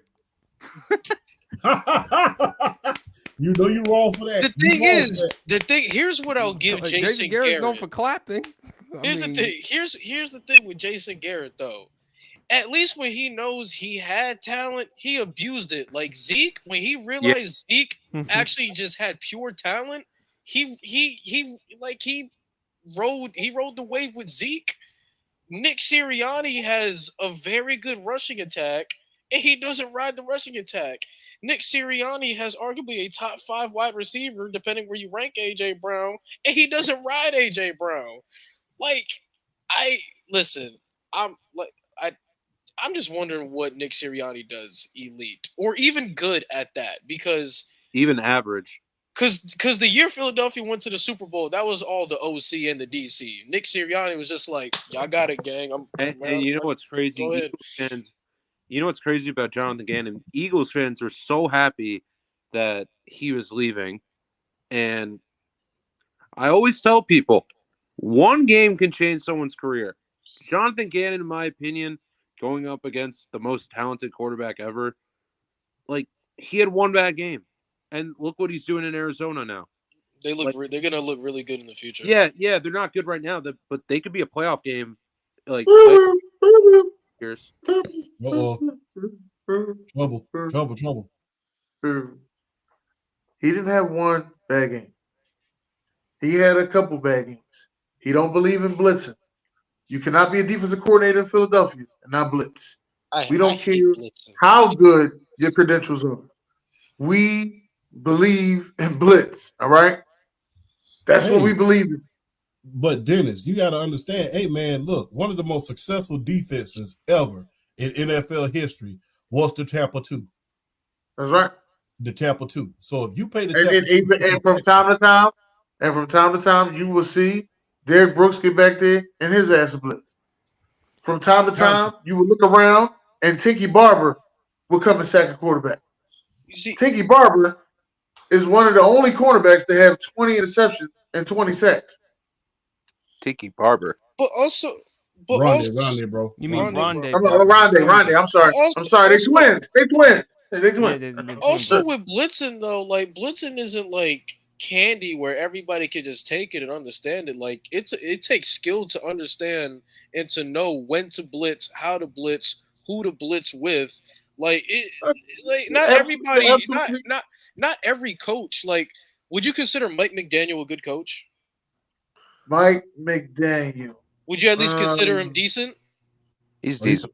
Which Mike McDaniel you talking about? I think Mike McDaniel. Mike McDaniel, my coach, Dolphins head coach. Okay, I think Mike McDaniel is actually a good coach. I think he is a leader of men. I didn't finish watching that Hard Knocks. All right, the point I'm trying to make though is even him being considered a decent or good coach, he doesn't blitz at all. Oh wait, tell me he doesn't coach the defense. Him and Vic Fangio were going back and forth. Vic Fangio, there was times where Vic Fangio wasn't calling the defense. Yeah. No, but he doesn't. No, there was times where Mike McDaniel took the coaching away from Vic Fangio because Vic Fangio wasn't doing good. Yeah, that's true. Okay, I didn't see that. All I'm just telling you is I haven't seen him call no defensive plays. Matter of fact, when his team, I'm telling you, as a Dolphins fan, there was times where he took it away. No, I'm just telling you what I've seen. But when your team's on defense, I see him doing other things. Not even honestly like this. That's what I'm just telling you what I've seen. Hey, now you see something different. I'm just telling you what I've seen. And this is what it is. All I'm trying to tell you is blitzing. I understand it got to be something that's done right, that's trained the right way, and all that. I get all that, but blitzing in Philadelphia has to be done. But the thing is, Dennis, if I could intervene for like 1 second, don't you think the reason that he did not blitz as much as a lot of people would have liked him to was because he trusted that rotation of the front four that he had with Jordan Davis and Jalen Carter and a lot of guys like that who he already had. And Nolan, but he didn't have Jalen Carter. He didn't have Jalen Carter, but Nolan Smith and guys like that who he already had at a certain point. And he was like, okay, I drafted all these guys. I'm going to rotate them like Jimmy Johnston did with his front four when he was here back in 2004, where he had Hugh Douglas and Jeremiah Trotter and all of those guys. I'm going to rotate those guys. We're going to be able to get enough pressure up front so these guys on the back end can just look out for coverage and making sure that the zones are covered. I mean, that's probably why but even Jimmy Johnson blitz. As a matter of fact, I think that's part of the reason why we believe in the blitz, because we had a Buddy Ryan and a Ray Rhodes and a Jimmy Johnson, and they all blitz. And when you get somebody who's won as a Super Bowl like a Jim Schwartz, and Jim Schwartz on third down plays the sticks defense, and it was working at one point, but then after a while everybody caught on to it, and then they just started waiting to third down and they complete a 12-yard pass for a first down every time. They just do it every time. It was just happening all the time because he wasn't blitzing enough. I'm just telling you, sometimes you're not always going to get home with the four or, with the four men you got. Sometimes you got to sneak in that five. And here's the thing. Even if you don't blitz, show a blitz. Well, Make it look like you're going to blitz. You also got to look at the DC scheme too in the system. Like maybe it's just not a blitz heavy system. It's not. And obviously, I guess in Arizona, we're going to see how it works because they ain't got no wide receivers. They make They it didn't Marvin look like Harrison Jr. I mean, if that ain't going to help. They're going to have one wide receiver. I mean, No, it ain't gonna help them, we're but not gonna it's- act like Philadelphia wasn't in the same boat after you guys won the Super Bowl in 2017. You guys had to rebuild too. It takes time. Right. Yeah, Here's it's my not thing. all. But Arizona didn't win a Super Bowl. What No. I'm saying is, when every team has a peak, eventually they decline and they have to rebuild. That's When good. when Look, Arizona, now when here's the year, Now the year, here's the question to your answer. When was Arizona's peak? when they went 8-0 before they got hurt, before they got derailed with injuries 3 years ago. Yeah. That They was during the pandemic. No, Okay. 2021. That was the year in which Kyler That was the year Murray Kyler was going early to win on MVP. was the favorite to win the MVP. Kyler was hurt. That the team was when they struggling. had D Hop. That was when they drafted Rondale Moore. That was when they brought in JJ Watt. Like they were Right. really good. AJ Green as well. And then, but in the second half of the season, if you look at Cliff Kingsbury's record during the second half of the season, it falls apart. It's terrible. Not just in the NFL, but also Texas Tech as well. Before he took the terrible. head coaching job with the Cardinals. My thing is with the Eagles, Dallas Cowboys ain't winning the division because again, they're not every year, y'all. They're not going to win the division because Yeah, that's true. last year, the only reason why I picked the Cowboys was because of one reason and one reason only. That was because the Eagles were not going to go back into having the season that they were going to have as far as with the Super Bowl. They were going to regress. In 2024, here's what I see. The Eagles competing, they should at the very least, make the NFC Championship. You can't make the NFC Championship game, then I'm sorry. I don't know what to tell you. Because when I look at San Francisco, you can't just say that on. Here's why I say that, Dennis, because San Francisco, Kyle Shanahan, yet again another Super Bowl appearance, and still, to Champ's words, he keeps trying to be too fancy instead of being more logical. Run the football. San Francisco is still going to compete. They're still going to be in the NFC. I expect the Eagles. Now, if you want to say another team, and believe it or not, I would not be surprised at all if the Green Bay Packers actually make it to the NFC Championship game. I wouldn't be I surprised. think either. I'm gonna keep it They real were that with you. close last year. I'm not a fan of Josh Jacobs. I understand that y'all are. I think them losing Aaron Jones is really going to hurt them. Aaron Jones was injured most of the year. Yeah, that's true. Yeah, but when he honestly, maybe you ain't see it like I seen it, but when he played, especially in the playoffs, he was a difference maker. Hey, Champ, what's the best Well, what's the best ability, Champ? The The best ability is availability. That's right. But if, So they got gotta but, run. if you're available for the biggest games that we got, and you actually show up, and we go to play the 49ers, who don't give up a 100-yard rusher in 2 years, but they do give it up to this one guy, bing bing, Aaron Jones. Well. The Obviously, problem, they cut Aaron Jones because they didn't want to pay him that much money because he's almost 30. And Josh Jacobs. and I just think that was. I personally think that they got rid of him and Bakhtiari around the same time. They was tired of those Aaron Rodgers layovers. That's what they was tired of. They got rid of that 40 and got him out of there. Josh Jacobs is also like 4 years younger. He's like 25. I think. Right, but I don't think he's better. Well, the thing is, you got I to think think at about this this. point, And Josh it's crazy Jacobs- because they're talking about Aaron Jones was injured. Josh Jacobs was injured last year. Well, No, the thing is, this you got to think about this too. Yes, he was. You got to think about this. Yeah, he was. But the thing is, this you got to think about how that whole office in Oakland. Damn, my bad. You Las Vegas. You got to think about how that whole office in Las Vegas was being used by Josh McDaniels. This dude literally couldn't scheme up. He couldn't scheme how to do a fire drill, much less manage a team. So Well, guess after what? hold on, Jen, after Halloween. After Halloween, Yeah. like I said, you only had half of a season with Coach Antonio Pierce, and they Come on, really Dennis, and they literally everybody made. knows and the they- Raiders wanted to get rid of him. After that and- game against the Giants, they were smoking them cigars and stuff. They were finally recruiting Yeah. niggas. And the thing was this, you got to think about this. He was underutilized by Josh McDaniels for so many years. Like I said, he couldn't draw up a fire drill for kindergartners, much less manage men on a football team. So you have to attribute some of his lost production to him being in that prehistoric offense that these general managers, and if you look at this, and if you look at this, Hold up, Jen. go ahead. Just the year before he was with Josh Jacobs, he had 1,600 yards. Didn't he lead the league in rushing? Yeah, but he stopped running the ball. Because they abused him, and he was the only person on offense that they. He was really all the person could on offense they was utilize. even using. And besides, Dennis, not only that, you really think Y'all- Matt y'all got a- LaFleur you is got a lot going to of do a excuses. worse I got- job Devontae with Adams, Josh but- Jacobs than Josh McDaniels? Yeah. But Well, that's Josh McDaniels was there. Josh McDaniels was the coach when he had 1,600 yards. He did, but he also had the, and that was also the Do you year do in you which know how many Devontae Adams rushing was putting attempts up Josh numbers. Jacobs had? Yes, I do know how many rushing attempts he's had. He had How over many 300. Yeah, That's over a- 300. Yeah, that's And pretty. that's That's insane. pretty That is gnarly. insane. He When you almost think had about 350. yeah, and that's insane. Right, but which you think is about the fact that you had They ran him Devontae to Adams, death.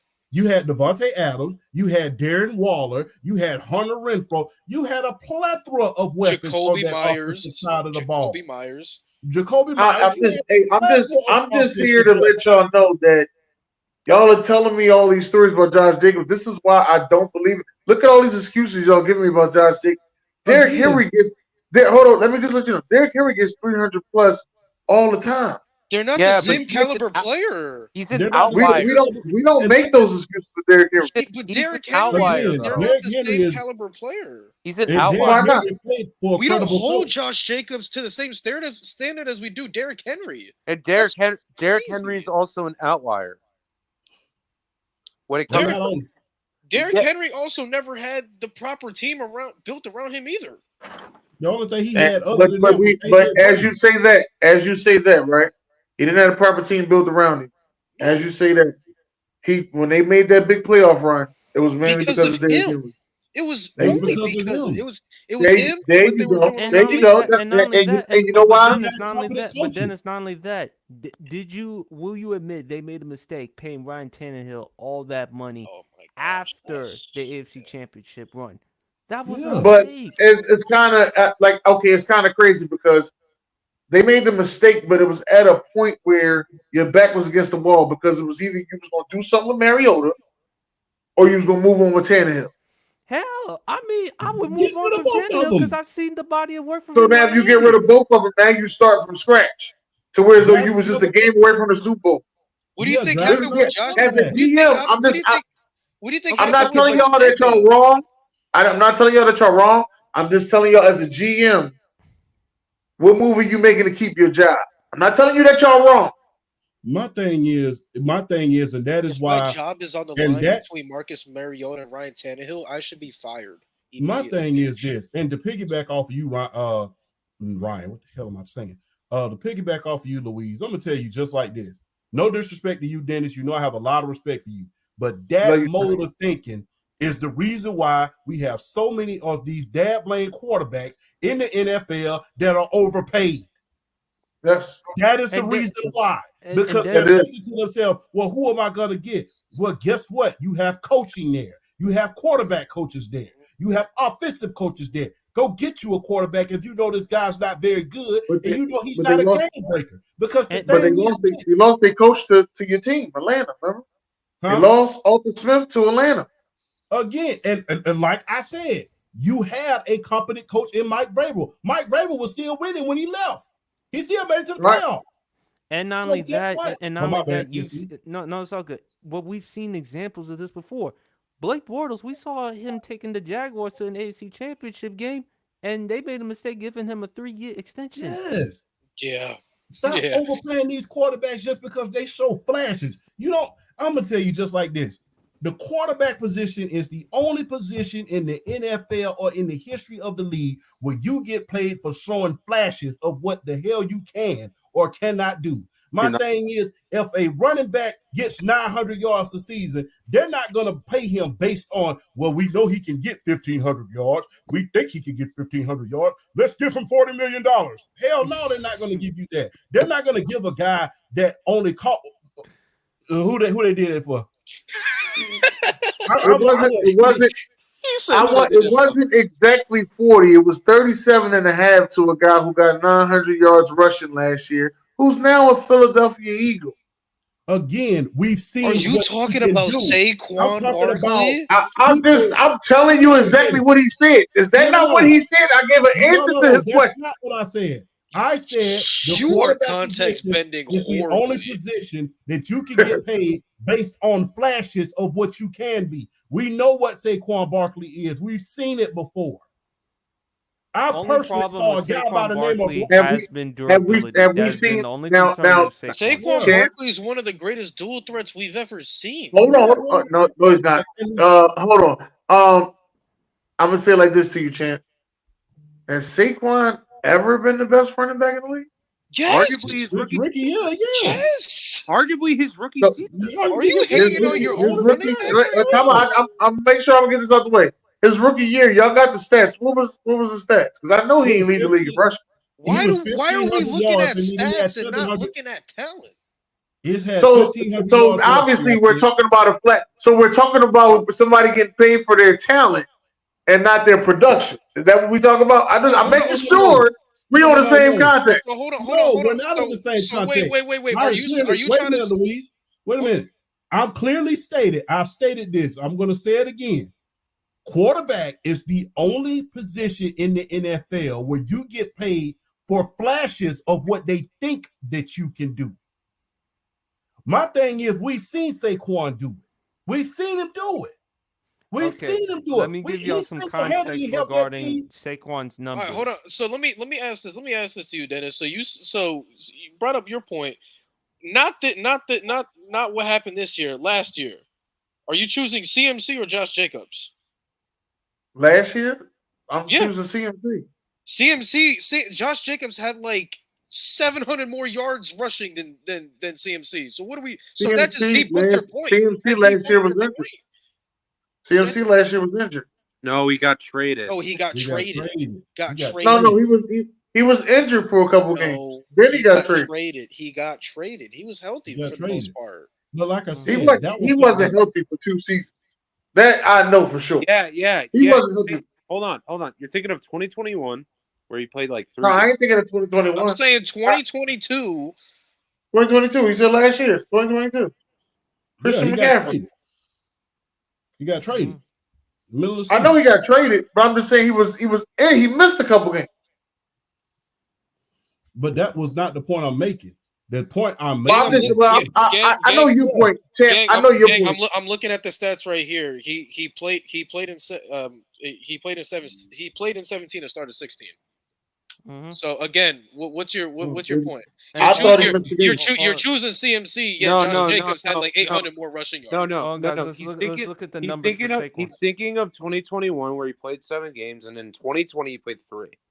Right. That's what he was thinking of. Let's look at the numbers for Saquon his rookie year, because Dennis wanted to mention the rookie numbers for Saquon Barkley.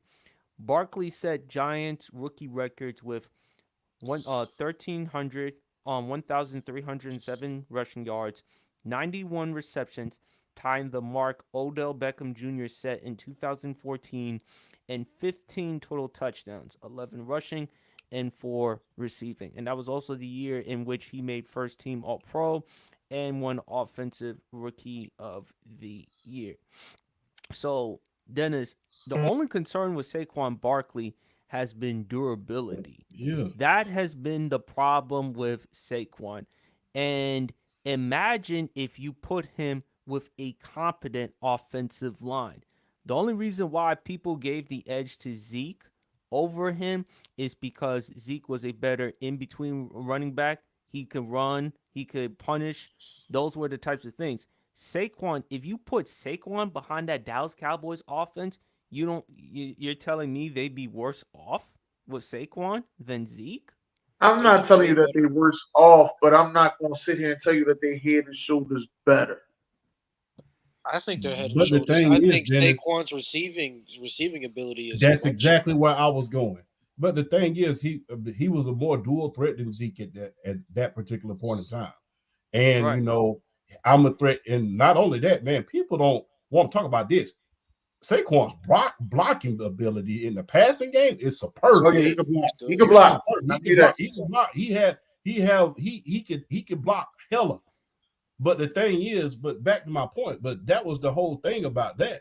I mean, you overpaying that thinking that you had as far as Ryan Tannehill and Marcus Mariota. That is why we have so many quarterbacks that's not supposed to be paid $200 million that are out here getting beat to sleep, getting Yeah, you put on you their are you back. are right, but I mean, I'm gonna tell you that it happens.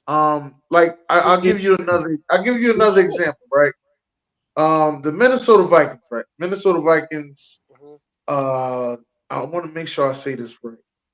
I don't know With Case exactly what Keenum, year this is with Case Keenum, but I think it was to start the year. To start the year, Sammy Sleeves was starting, and then he got injured, and yeah. then And they realized Case Keenum wasn't going to do it for them, and they went and got Kirk Kirk Cousins. That's the Cousins. reason why but they but went and Case got him. Keenum, but here's the thing: Case Keenum took him to the NFC Championship game. Kirk Cousins has never got them past the division. Okay, and what did But as Kirk a Cousins? GM, what do? Case Keenum just got you to the NFC Championship game and you lost. Okay, Kirk and what Cousins did is a Kirk? hold on. I'm gonna give you the whole breakdown. Kirk Cousins is available in free agency. In the draft, Lamar Jackson is an option. That's what I'm gonna tell you. Okay, but you just had a quarterback that went to Louisville come to your joint. Okay, Can we not do this thing with Lamar? Because we're not gonna act like Lamar was this amazing ass prospect coming out of college. Like every team you, passed on Lamar. Let's not do this. Yeah, you I didn't think think Lamar was amazing? Let's I not yeah, do we think thought I this. think Lamar the was amazing, but the No, thing wait, is, hold on. Let's ask Lewis. Hold on. Lewis, you don't think Lamar was amazing? You I think they think should give Lamar him? in college was amazing, but he wasn't this drop dead prospect y'all make it seem him out to I be. think it was Well, Every because wait, of hold team on, comments by hold on, every people PSP. team passed I on got you. Lamar for a reason. Why? And so he won the Heisman, then You came you into know the who NFL. you know who else won the damn Heisman? Tim Tebow. Man, we're not gonna do that comparison, bro. That's right? I'm flagrant. not no, I'm not calling Right Lamar now, Tim okay. Tebow. I'm gonna ask you I'm a not question. calling Lamar Tim Who's the Tebow. second? What I'm saying is you can't use the Heisman as to uplift somebody as a prospect. Like Derrick Henry wasn't Derrick Henry a second round pick and he won the Heisman? Hold on. Devontae I got Smith you. wasn't even the second receiver taken off of his draft class and he won the Heisman and he So had let the me ask you a greatest question. receiving season ever. Who's your top three quarterbacks taken in this draft? What? Yeah, this draft. Who's your top three quarterbacks? My top three quarterbacks? Yeah, you. Lewis. Yeah. It's clear cut. Caleb Williams, Drake May, Jaden Daniels. And do you think Jaden Daniels is that good, or you think the Heisman bumped him up? I think Jaden Daniels is that good. I think the next following quarterback would probably be Michael Penix, and I think what Jaden Daniels brings to the table, the only thing I think Michael Penix does better than Jaden Daniels as a quarterback is having a stronger arm and a better deep ball. That's about it. I think Jaden Daniels is much more accurate, has a better he's better outside of the pocket. Has better structure. He can read the defense a lot better. I just think as a quarterback, He read he's the defense better than Michael Penix. I think so. Michael Penix also benefited off of the best O line in the country. But Like so you didn't get to see Michael Penix in Indiana? I saw Michael Penix. Michael Penix is just not better than Jaden Daniels. Wow. Okay. Michael Believe the Heisman? Penix is immovable. He doesn't have that good mobility. He's frozen. Once you put pressure on him, it's pretty much GG's. You put pressure on Jaden Daniels, he can actually go out of the pocket and make something happen. Michael Penix can't. Yeah, I've watched Jaden Daniels for 2 years now. Last year, but the year before he won the Heisman, his biggest problem was that he could not get rid of the ball fast enough. That's why Keyshawn Boutte didn't blow up like he should have, because Jaden Daniels couldn't get rid of the ball fast enough. First game of the season to start this year, they played the same team they played first game of the season to start last year, which is FSU. And both times they played FSU, he looked like a sitting duck back there. He couldn't get nothing done right. Florida State got him both times. 2 years in a row got him both times like that. And I just stood there and I said, I don't see the hype that everybody gives. It's not that good. All right, you not seeing the hype and you just not liking him as a prospect doesn't change the way how he is as a quarterback. No, I don't have a dislike for him. I just don't see the hype. Also, I just want to say though, I just didn't like the logic of just using the Heisman to bump somebody up. Like, I know Lamar had a phenomenal Heisman season, and Champ, I wasn't trying to disrespect Lamar by trying to compare it to Tim Tebow, but that's just an example of I use like Tim Tebow won the Heisman, and Tim Tebow was not a good NFL quarterback. Devontae Smith had the greatest receiving season we've ever seen in college, and he was the third wide receiver taken off of the board. Jalen Waddle and Jamar Chase went ahead of him. And in terms of pass catchers, he was the fourth off the board. So I'm not going to use Heisman as a way to gas somebody up, and I'm not going to sit here and say that Lamar was the way you were talking about Lamar like he was this drop dead prospect. Every team passed on him, bro. They passed on him because they all make up the draft day lie about a quarterback that they don't like. This is what they do. Just like now, they're talking about Caleb Williams the same way. This is the same thing. I don't know why y'all don't see this. They do the same thing. Williams is going first overall. Yeah, Caleb Williams going first overall no matter what. But the thing he might be the first quarterback to go this high. He might be the first quarterback taken, but he's not going first overall. Well, he's going to be first overall more than likely. But the thing is this, piggybacking on what you were saying about Case Keenum, the thing is this, the Minnesota Vikings realized, okay, he took us about as far as he was going to do, because up until that time, he had not done little of anything in the NFL. So him having all of those weapons and that good defense at that certain point, it was like, okay, this is about as far as we're going to get with him. Let's go get another guy. And my thing is, people can say what they want to about Kirk Cousins, but when has he ever had a number one defense? When has he ever had a great defense? It's been literally that offense carrying that Minnesota team every single year to the playoffs at this point. Hell, he was carrying them earlier this year. So you have to think about that as well. So you have to think about that as well. And my thing is, piggybacking on what Louise said about Lamar, my thing is about Lamar doing that year. Yes, he was a project quarterback. People don't want to admit this, but he had to sit a few years. He had to sit behind Joe Flacco. No, it was a few games. A few games. No, it was a few games. No, he had to be developed by John Harbaugh and that offensive team before he could play. He had to sit. But he got in. He got in like week 8 or 9 or something like that. Yes, but that was later in the season. He didn't get to play too much earlier on. He also wasn't that good in 2018. It was the same. It's the same situation with Ryan Fitzpatrick and Tua, right? Like Tua didn't get until like week 8, but that doesn't mean Ryan Fitzpatrick didn't help develop Tua. Yeah, he didn't play right off the rip. He played, and he only played 7 games his rookie year. 7. Right, and they went to the playoffs. But the thing was, he was sitting behind someone. He was being developed. Anytime a lot of these teams draft these quarterbacks, it's because they're ready to throw them into the fire immediately. He didn't have to go through that the first couple of weeks, being the Heisman Trophy winner and going to a team like the Baltimore Ravens. We all knew that Joe Flacco was going to start that year. We didn't even think that Lamar Jackson was going to start that year at all until John Harbaugh decided to make the change in quarterback because he didn't see the team making it too far. And it worked out. That's what we have to consider. So and the next year, he led the league in passing touchdowns. Yes, he did. We're going to focus on. We got to come back and we got to focus on that first year. Everybody knew that Joe Flacco was going to start that first year, no matter if he got benched or not. We all knew that Joe Flacco was going to start that first year. Let's not get it twisted. Let's not I act agree like with that. Let's not act like we just knew that Lamar Jackson was just going to come in right off the rip and just take this team to the promised land.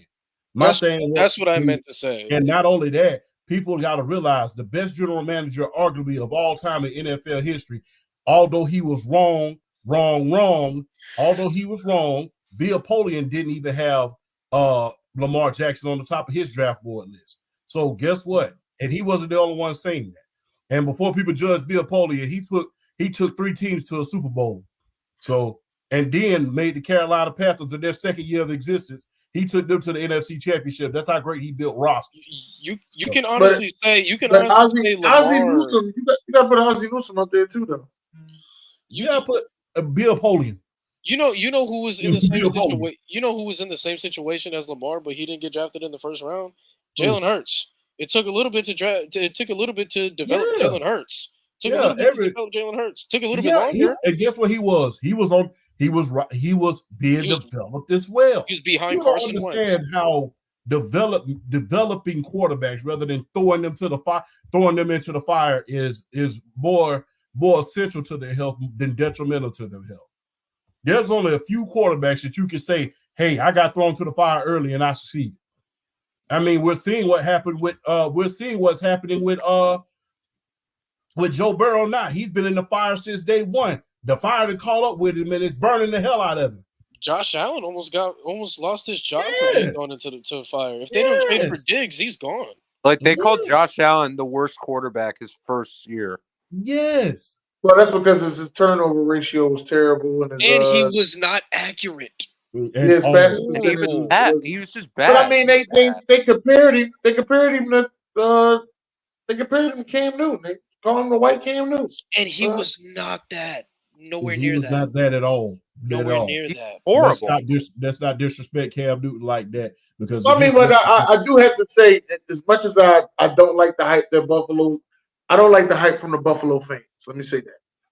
But I do have to say, Josh Allen is must-see TV. Him and Diggs are must-see TV. Yeah, well, Diggs might be gone. Diggs might be gone, but Josh Allen is must-see. I'll give him one more year. Sorry, my fault. That ain't what he said on Twitter. Diggs might be gone. Sorry, my fault, fellas. Technical difficulties. No problem, PSP. But here's my thing, y'all. Here's my thing regarding Saquon. Dennis, this is actually a good asset, and here's my take regarding the Eagles bringing in all these things. Dallas Cowboys. I'm surprised you didn't bring this up, Dennis. You can't stand the Cowboys the way I can't stand about them damn Cowboys. They're gonna fall. It's not really. No. Hold on. I let everybody else talk. I got to say something for myself. No, it's all good. I'm telling y'all, man. Y'all gonna win the division. Y'all gonna enjoy this.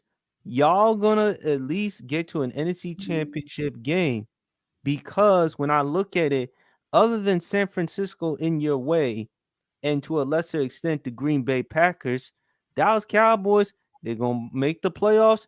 You see all them expectations? You see all the things that has transpired with the Cowboys?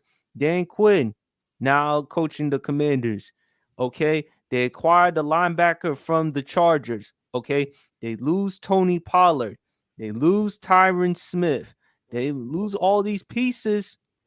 And Dak Prescott, $60 million contract. Is that possible for him? And on top of that, man, Jalen Hurts. Champ brought up all year long about the Eagles with the turnovers. I expect Jalen Hurts to take better care of the football. You got to do a better job incorporating the run more. You had DeAndre Swift last year. Can you imagine how much of an indictment it would be if you don't incorporate the run with Saquon Barkley, not only running, but also passing the football? So you have a guy in Saquon that can take somewhat of the load off of Jalen Hurts. The things they're going to have to address, they have to address the center position because Kelsey is gone.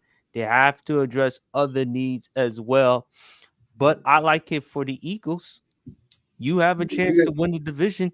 You're the clear cuts to win this division. If you can't win the division, Dennis, I'm sorry. I don't know what to tell you because the Giants, they ain't going nowhere. Even if Daniel Jones comes back from the torn ACL, man, I paid him $40 million per year. That's because you didn't pick up his 5th-year option. That's on you by the Giants, not Daniel Jones. And don't get me started with 40 Washington million a damn year. because you're not going anywhere at this point. This is the first year with Magic Johnson and Josh Harris running the show, so you're not going that much. But I'll tell you one team that actually did some things in the free agency and all of offseason. How about the Houston Texans? Oh my God. Preach on the PSB. You were able to get Joe Mixon from my school, OU, I love that. because it was reported y'all were trying to get Saquon Barkley.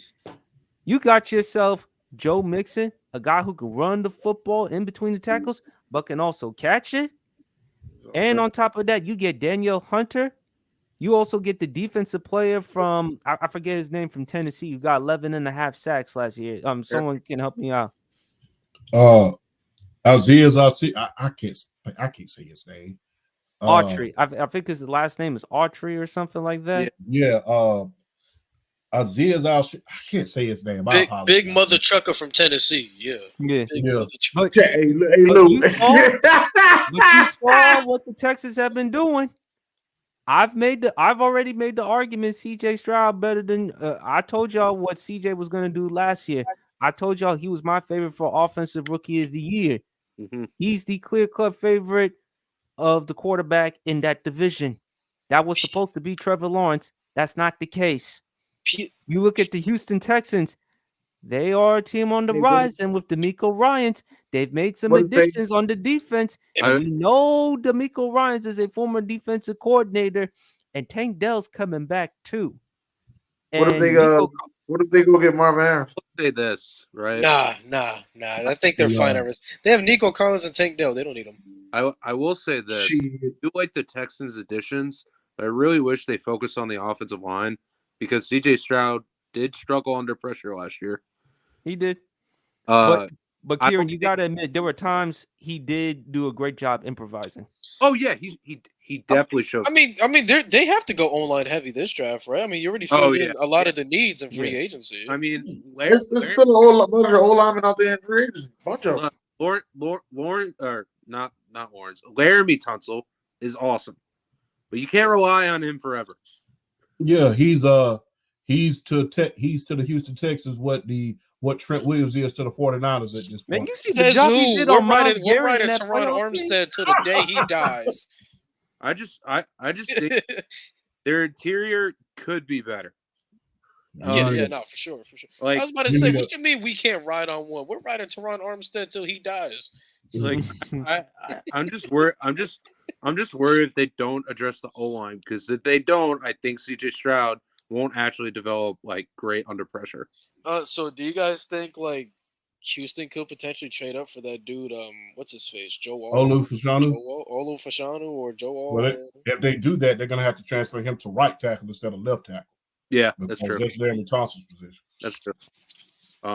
Yeah, I think they had some great additions.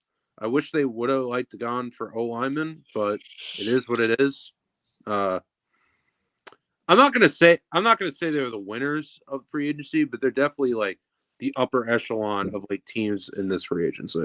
PSP, I beg the question, man. Last year, CJ Stroud was in discussions for the MVP. Do you think that this could be the year? He takes it really early. I don't know about MVP, but if he replicates what he had another year, then we're gonna have to sit there and say, is he better than Herbert? Yeah, it's gonna be. I mean, he's right there. Also, Herbert doesn't have a terrorist anymore for a coach. I will say this though, right? I think one of those two quarterbacks is going to be top 5 next year. I think it's either going to be CJ Stroud or Jordan Love. One of those two guys are going to be top 5 next year. I love Jordan Love. I like both quarterbacks, man. It could be both. Mm-hmm. It's gonna be very hard unless like Who would you knock out the top 5 to put both? I mean, Mahomes is definitely staying. Like, Mahomes is staying. Lamar and Josh Allen, that's locked. I mean, What about Burrow? I mean, Burrow. If Burrow, the durability is just that's what hurts me. it's really bad. So yeah, Burrow and Herbert, you might be on fraud watch soon. hey, fraud watch? Ooh, wait a minute. Time out. Hold up. Hold the heck up. Could you run that back to me one more time and fast forward that one more time for me? No, I like in my opinion about Joe Burrow, if he keeps getting injured and he's not playing well, it's going to be very hard to put him top 5. Well, to be honest with you, you can't put him on the fraud watch. You got to put the organization on fraud watch. That's true. That's Yeah, true. they've been on fraud watch for over 40 years. They're gonna turn mean- him to Andrew Luck. Am I thinking about Or worse. Like, worse, Joe, like you know. I literally made a take like 2 years ago on TikTok that Joe Burrow would be the next Andrew Luck, and Why would you jinx him like that? Well, the thing is, It's not him. It's the organization. They cheap it's as the hell. organization. Hey, Champ said, why not put the organization on fraud? They've been on All fraud right, watch all for right. 40 You know what? years now, man. Champ, do you We've been remember the looking up. comments from TJ Hushmanzada? Yeah, they didn't No, even have look at the Gatorade comments. on the sideline. Okay. Scratch that whole thing. Herbert and Burrow are not on fraud watch. Chargers and the Bengals organization, you are on fraud watch. If you fail Herbert and Burrow again, How many quarterbacks have the Los Angeles Chargers failed, bro? No, you said it right the first time. San Diego Chargers. You failed Dan Fouts. You failed Drew Brees Phillip because Rivers. you failed to sign it. Then you failed Phillip Rivers. Did they fail Drew Brees? Yes, they did. You could. I'm just asking. No, when you first got Drew Brees, he did not have the proper development or an offensive line. It got so bad that Doug Flutie had to start, bro. That's how. But they was winning winning with Doug. They was winning with Doug Flutie. They went 4-12, man. No. They were winning after that. Winning And LaDainian, as bad as that offensive line was, LaDainian was still rushing for a lot of. They did not, Dennis. You my boy. But they did not have a winning season with Doug Flutie. What winning you talking about? Like I said, you must be. That must have been the year after that. Okay, it must have been the year after that. Might not have been that year. Must have been the year after that. They didn't win nothing but the chitlin Dennis, contest. They didn't win nothing. Dennis, I gotta ask you this question straight up. You been going to the bars lately? I ain't been nowhere. No. How much Di Serrano have you been sipping on? Because I'm Champ PSP. I ain't always surrounded. Just to clear the air on Doug Flutie. The games that Doug Flutie has played, when he played the full season, he went 5-11, and then the games that he played after that, 2-3, and then 1-0. So he did not do nothing at all. Like I said, the only thing they won is the chitlin contest. That's all they won. But they didn't win nothing with him at the helm. They failed Drew Brees because they threw him on there to the fire right away. And then actually in 04, when he sat and learned for a bit, he actually was one of the best quarterbacks in 04. And they finally had a good offensive line. I don't mean to interrupt. They finally had a good offensive line in Roman Oben when they finally brought him in. And guess what? They was able to do a lot more things with Wade Phillips at the helm with that defense with Marty Schottenheimer. That's how come I said they failed Drew Brees, because they shouldn't have threw him out there in the first place. Yeah. You already was coming off of the Los Angeles. He came in the league hurt, right? Huh? He came in the league hurt because that was the injury concern with Brees, right? He came in the league hurt. Yes, it was. Champ, let me just say my bad. The year I was talking about was 2002. My bad. Yeah. But the thing is this. You already the jury was already out on you already in the Los Angeles Chargers, because you had already had that disastrous 10-year with Ryan Leaf already. So the jury was already out on you, because you was 1-15 and you was the worst team in the season. So the jury was already out on you. And for you to throw out a quarterback who was a second-round pick out into the fire that early with no offensive line play is on you as a franchise. So he didn't get the proper development when he first got into the league.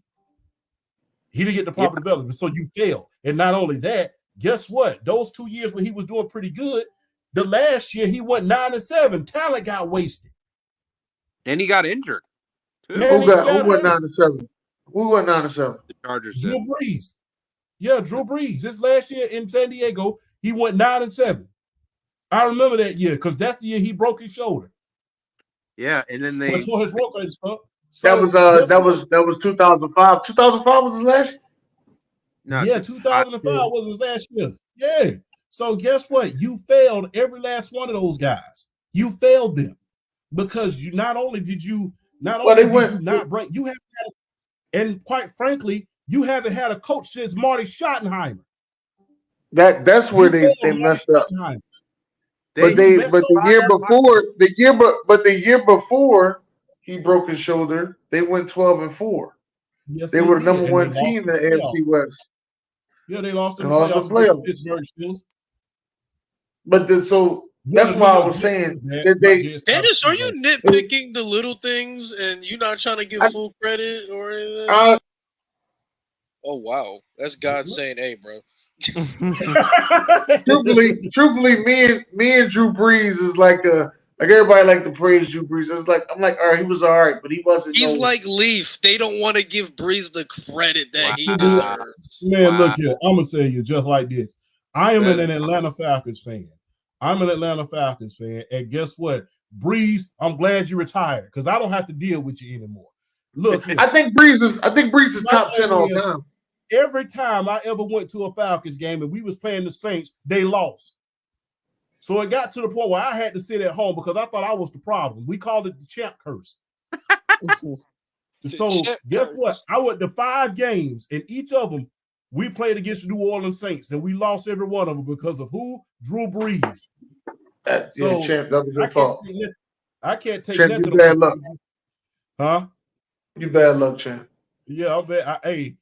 And then, it got so bad after that third game. I started sitting instead of sitting on the 50-yard line. I started sitting on the side and all over. Like, yeah. But I never really sat at the 50-yard line, champ.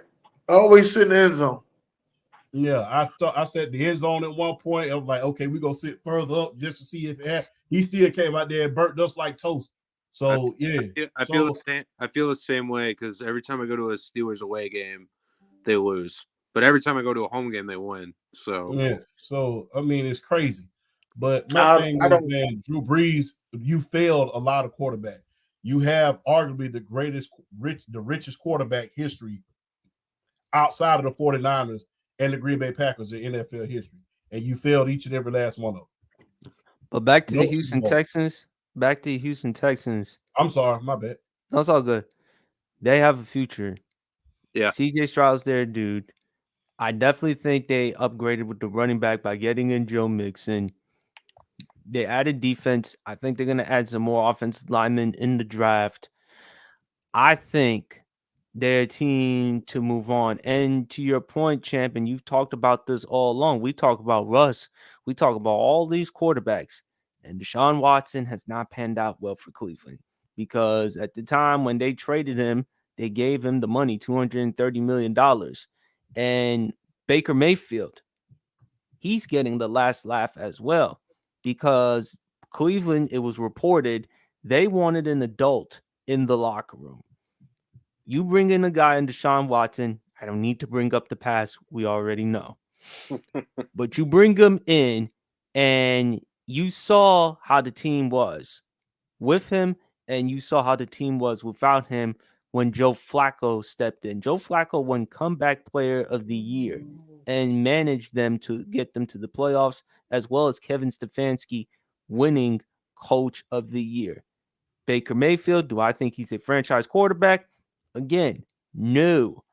But I think if you put Baker under the right ideal circumstances, he can succeed. And he definitely did that his first year in Tampa. Baker got his contract 3 years, over $100 million.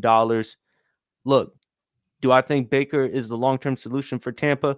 No, but if you're Tampa right now for a couple of years, either you want to go with a quarterback in the draft or you want to keep Baker. I think you should keep Baker at this point. Baker is good enough. Now, they did lose some pieces with the offensive coordinator. I don't see Baker having the type of season as he had last season because teams are going to be familiar with Tampa. But I do think Baker has found a place to succeed. And to Champ's point, coaching. Coaching does matter. The circumstances matter. How do y'all feel about Baker at this point? Here's how I feel about Baker. He's a serviceable quarterback. He was able to win. My thing is this. Baker had 4 different head coaches in 4 or 5 years in Cleveland. When your franchise is disorganized, it's kind of sad. You had Hugh Jackson first year. Then you fire him after going 0-16, which I know I am against starting quarterbacks and throwing them right into the fire. But you would rather go 0-16 than to start your rookie quarterback? You went 0-16 the year before Baker got there. So to start off the season, you went 0-6, had a 21-game losing streak. Only then did you decide to start Baker. And then after that, it went on downhill from there. My thing is this. You can only thrive so long in dysfunction. I understand what the great Paul Heyman says when he says chaos creates opportunity, but it's only so much chaos that you can thrive in. You, especially in the leadership position. We all have jobs. When they start changing over the general manager or the manager in the position that they're in, it's a different philosophy. It's a different approach to things. It's a different talk that you have. So when you go through 3 to 4 different head coaches in your first couple of years in the league, of course you're going to be labeled, oh, he can't get the job done. Well, hell, how can you blame me? I just came off of 3 different head coaches. It's kind of like having 3 different managers at your job, and you're wondering why we so behind on production. Well, why are we so behind on production? Well, we have 3 different managers. What do you think? We started abiding by this mode of contact. Now we're abiding by this one, which isn't working. And neither one of them have been able to lead us to anything. So in Cleveland, I can't say all of that was Baker's fault. And not to mention, he went to the playoffs. He got them their first playoff win in I don't know how long. Not to mention, you got to think about this as well. Cleveland had not had a playoff win in years since the Houston Oilers. So guess what? For you to bring a win to that franchise, a playoff win, is something special. Not to mention the very next year, people want to talk about him. But guess what? Show him the same grace that we did with Cam. He got hurt. He was literally playing with a bum shoulder. Let's be fair, people. Let's be fair. They're not gonna do that. Because then they felt as though they'll be like Daniel Jones is now with the Giants. If they would give him that contract. No, that's nowhere near like that, Dennis, man. Like I said, that's probably. I'm just telling you, I think that's how they felt. I didn't say it was true. Champ, I'm gonna take your quote. Dennis, you know football better than this, bro. You know better than this. Let me explain what I mean. After Baker Mayfield wins that playoff game, and your team ain't won a playoff game since they played the Houston Oilers, which isn't a team no more. Let's get that out the way. Do you give him the contract?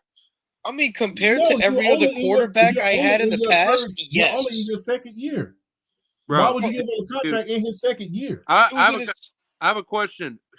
What quarterback since maybe, I don't know, that dude in the 80s? I forget his name. That dude in the 80s. Champ, what's his name? Bernie Kosar? Yeah, Bernie Kosar. Besides Bernie Kosar, what quarterback has had the Browns since Baker Mayfield? Well, the Browns did make the playoffs back in the early 2000s, and I think it was with Kelly Holcomb. With Kelly Holcomb, yeah. And they almost beat the Steelers if it wasn't for that shit that happened with that pass. I remember that. Tommy Maddox was the quarterback back then. That was cool to see him playing quarterback. Yeah, That was cool. he's But hot. to be honest though, like hypothetically in that scenario, right? Because Baker was in his second year. If that was a contract year for Baker compared to all the other quarterbacks Cleveland has, yes, I'm gonna take the best quarterback that I freaking had since the '80s. Since Yes, Bernie Kosar. take Like it. my bad, he was in his third year when he finally went to the playoffs. That's what I thought. I thought it was his That was third the year. third year. I didn't That think it was was the his third. second year. The All right, second But year, still, I'm not still, saying- but But I've still, been, but I've been wrong. But I've been wrong, so I didn't want to jinx. I've been wrong on this show a lot. Y'all already done called me drunk, so I ain't want to jinx. I still, said I'll wait. Anyway, hypothetically, would I give Baker that contract after that playoff win? Yes, it's Bernie Kosar. He's my best quarterback. But they said that he wasn't the guy. He wasn't the adult in the room. Again, That's what There they was- said. but Even though he was on every, Watson? he was on every commercial. Yeah, In the he was on But every one thing commercial. that- But go ahead, champ. I'm sorry, PSP. Go ahead.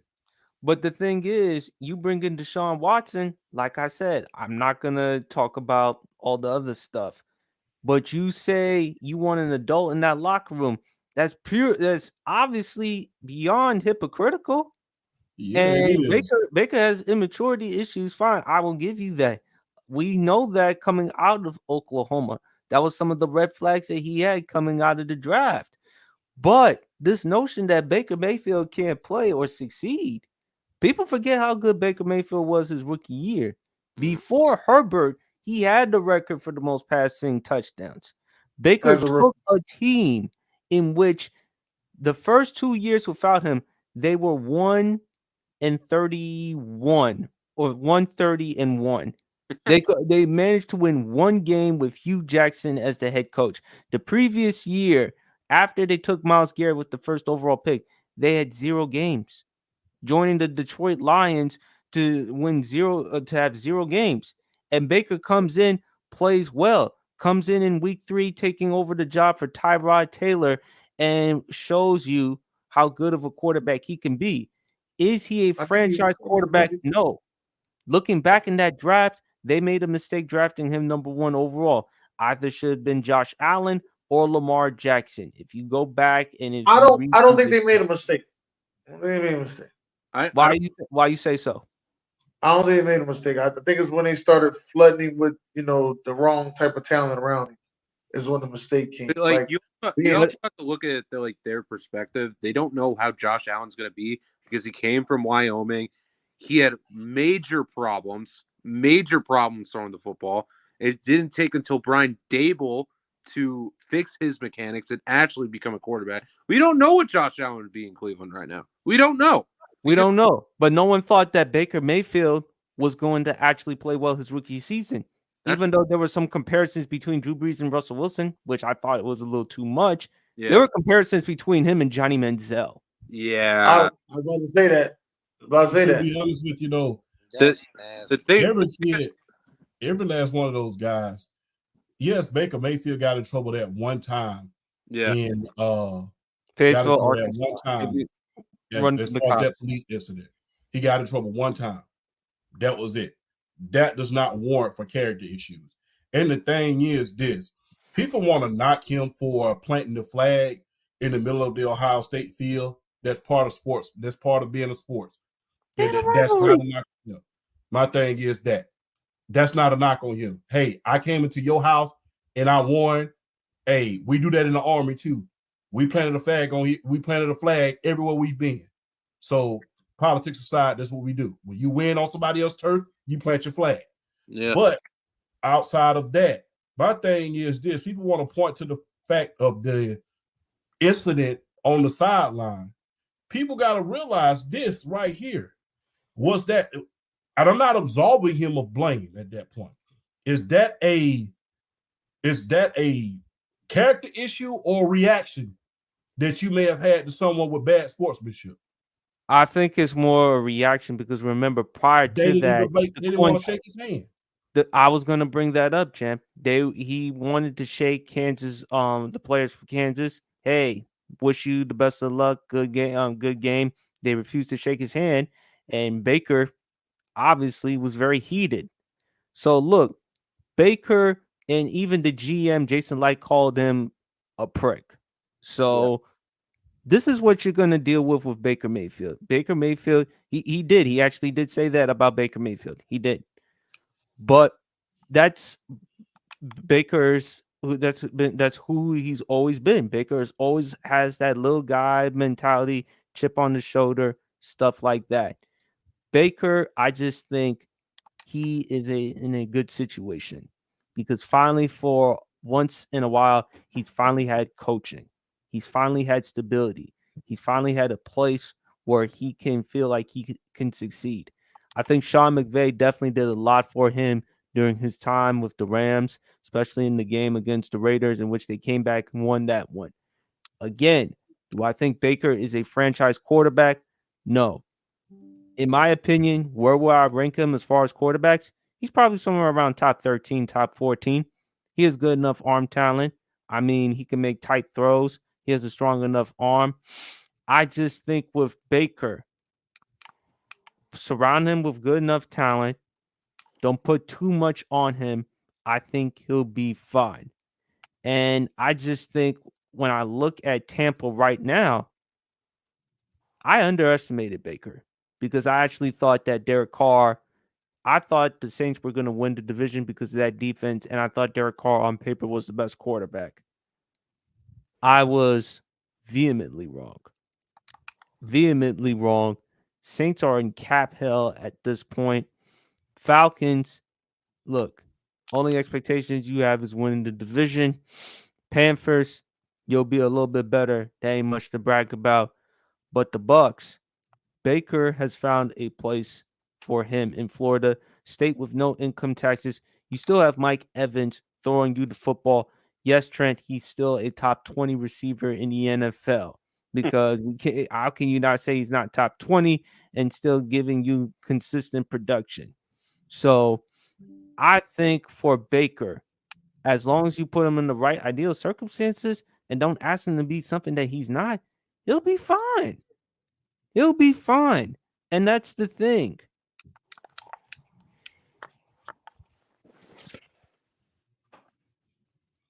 Y'all got any? Y'all don't want to respond? Y'all good? I do got one thing to say. I just sat here and thought about it. I know why Kirk Cousins got all that money now. Because Atlanta missed out on the sweepstakes with Deshaun Watson. What? They didn't want to give up all that money. What? That was years ago. So they can't afford to do it again. If you don't think that this stuff reoccurs and come up like this after years ago, it's deadly mistake. Hold up. Hold the heck up. Hold the heck up. Let's not. Hold on. I'm gonna come out the glasses on this one. Come on out the glasses, Chad. There you go. Come on out the glasses. Look, man. Let's not talking about that whole Deshaun Watson incident because that was by far the most, and I'm gonna use improper grammar on this. That was the most dumbest thing that I've ever seen somebody do. For you to alienate Matt Ryan, who's the best quarterback in this franchise's history, for Deshaun Watson is flat out idiotic. But that's why would you do that? So we do agree that y'all was in the sweepstakes for Deshaun Watson. Yes, they, I do. They were, but they should. Yeah, it was the dumbest thing that you probably could have ever done. Even back then, I was criticizing it. He hadn't played for 2 years. Yeah, he hadn't played for 2 years. You're gonna give 200, bro. Let me break something down to you. And I'm not trying to play any type of card when I say this. Deshaun Watson, that type of quarterback in Atlanta. Read between the lines about what I'm saying right now. Read between the lines about what I'm saying. I read it, but I didn't want to say. You had. We're gonna leave it at that. Read between the lines about what I'm saying. Lock in, Dennis. Deshaun Watson in Atlanta, right after, not right after Matt Ryan, after the Michael Vick experience. And you right. That's why I didn't want to say it. That's why I didn't want to say it. Guess what? Hey, guess what? If that trade would have happened, he'd have been on the chopping block right now. He wouldn't have been able to go to nowhere in Atlanta. But see, that's the thing that I don't understand. Why was y'all leaving in the sweepstakes knowing that y'all can't be having? All right, this PSP show. I can't say what I want to say. But Well, no one, is Thank you. I'm not. I don't want to get cancel culture. Okay? No, yeah, but the thing is, no one that in a y'all city ain't like Atlanta, your you track cannot. record ain't that good with Well, situations not like only that. that, you got to think about how the city of Atlanta is, how they responded to Michael Vick, and the opposite of how they responded to Matt Ryan, and the opposite of how they responded to Matt Ryan. So you bring in a quarterback like a Deshaun Watson into a city like Atlanta. Can you imagine if he would have stuck the joint up? That would have been hell on wheels. Bad. Yeah. Anyway, I wanted to talk about Baker a little bit. Go ahead, Kieran. I always thought like Baker was a tease. Like he shows signs of greatness, but he always falls back down. I've always liked Baker. I think he got screwed by the Browns organization after he got injured. He was clearly injured. Then he goes to Carolina. There's no weapons around him. The offensive line is bad, and everyone wants to blame Baker Mayfield for that situation. Look where Carolina is right now. They are terrible. Absolutely. And the coach, and now we know that the owner is terrible. And the coach, Matt, I'm a fan of Matt Rule for what he did for Temple University, but he didn't do good in Carolina. So. And anyway, like when Are Baker, we just gonna ignore hold on. situations like? Hold on. The thing about Baker, when he went to LA, I felt like he felt rejuvenated. I feel like he felt like that a coach actually believed in him, unlike what happened in Cleveland with the ownership around there, and then in Carolina, they didn't believe in him. His first game as a Ram, he led a game-winning drive Exactly against the Raiders, and he didn't even start that game. On a Tuesday. Start that game. He got there on a Tuesday, and he was starting on a Thursday. And now in Tampa, even though I'm Mike Evans' biggest supporter, obviously. They got a good duo. They got a good duo. Mike Evans is a good receiver. Chris Godwin's a good receiver. I liked Cade Otton's promise as a pass catcher this year. Mm-hmm. I think they utilize him more. As you said, he's not a franchise quarterback, but he's not a bad quarterback to like actually move on from him. And they didn't overpay him, in my opinion, either. So they got one of the best offensive tackles in the game. Well, Dennis, I want to go back to what you said. Like it's like you discounted the situation in Carolina was like he was bad. Like he played bad. Like I didn't say that he played bad. I said the owner. I said ownership didn't do jack in Carolina. I said front office and ownership was bad. I said coaching was bad. From head to toe. Carolina's bad. But Dennis, you're right. But Dennis, you're right about the front office, especially Tepper. If you talk to Harrison, and Harrison, we all know Harrison is a diehard Panthers fan. He's been saying it all along. Tepper's been the problem since the former disgraced owner. I'm not going to bring up his name. You guys know exactly the owner I'm referring to. Ever since Tepper took in, he hasn't done a good enough job. I mean, look at the bad moves. You had the number 1 overall pick last year in the draft, and you took Bryce Young over CJ Stroud. And I don't think that part is a bad move. I'm just here to tell you I don't think that. Why is that? No, it's a bad because I don't think CJ Stroud would have been a difference maker in Carolina either. I'm to a point that I'm gonna tell you this. Patrick Mahomes could have been in Carolina. It wouldn't have been a difference. They might have won a couple more games, but it wouldn't have been a difference. A couple more games in Carolina is pretty damn good. It wouldn't have been a pick. They still would have been a number 1 pick in the draft. So no, it's a bad move when your former coach comes out and says you want CJ Stroud over Bryce Young. That's what makes it a terrible move. And then they fired the coach, but 10 games in? They fired Frank Reich 10 games in? Yeah, they basically trying to make look. No, they're basically trying to make look like Frank Reich was the scapegoat. Well, the thing is, it's not people want to. I'm gonna word this very, very carefully. Picking Bryce Young was not bad. Yeah, the steps you went to getting him, that's bad. So I agree. My thing is, you trading off the whole farm, the train and the tractor, the cow, the chicken, and the eggs in order to get the horse, not good. So that's the whole thing about that. Picking up Bryce Young is not bad had you retained a lot of the players that you had. If he would have failed to you, then okay. But instead, you went up there and gave up the entire farm. You gave up your franchise wide receiver. You gave up so much in order to get him. Not to mention, you had no talent at the offensive line position either. So, like I always say, PSP, quarterback cannot throw where? On his back. So guess what? But go ahead. No, go ahead, champ. Go ahead, champ. You giving up the entire picking Bryce Young is not a bad move. You taking the measures of just going for it all in order to get him, knowing that you have lackluster talent. That's the move that killed you. But here's the thing, champ. I think I would have did it a little different.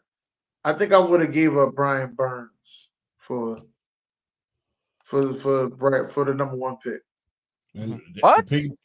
Piggybacking on Brian Burns, they had a chance to get 2 first-round picks for him a couple years ago from Kenny's team, the LA Rams. They didn't want to give him up. He's not going anywhere. Now you just had to give him up for a 2nd and a 5th.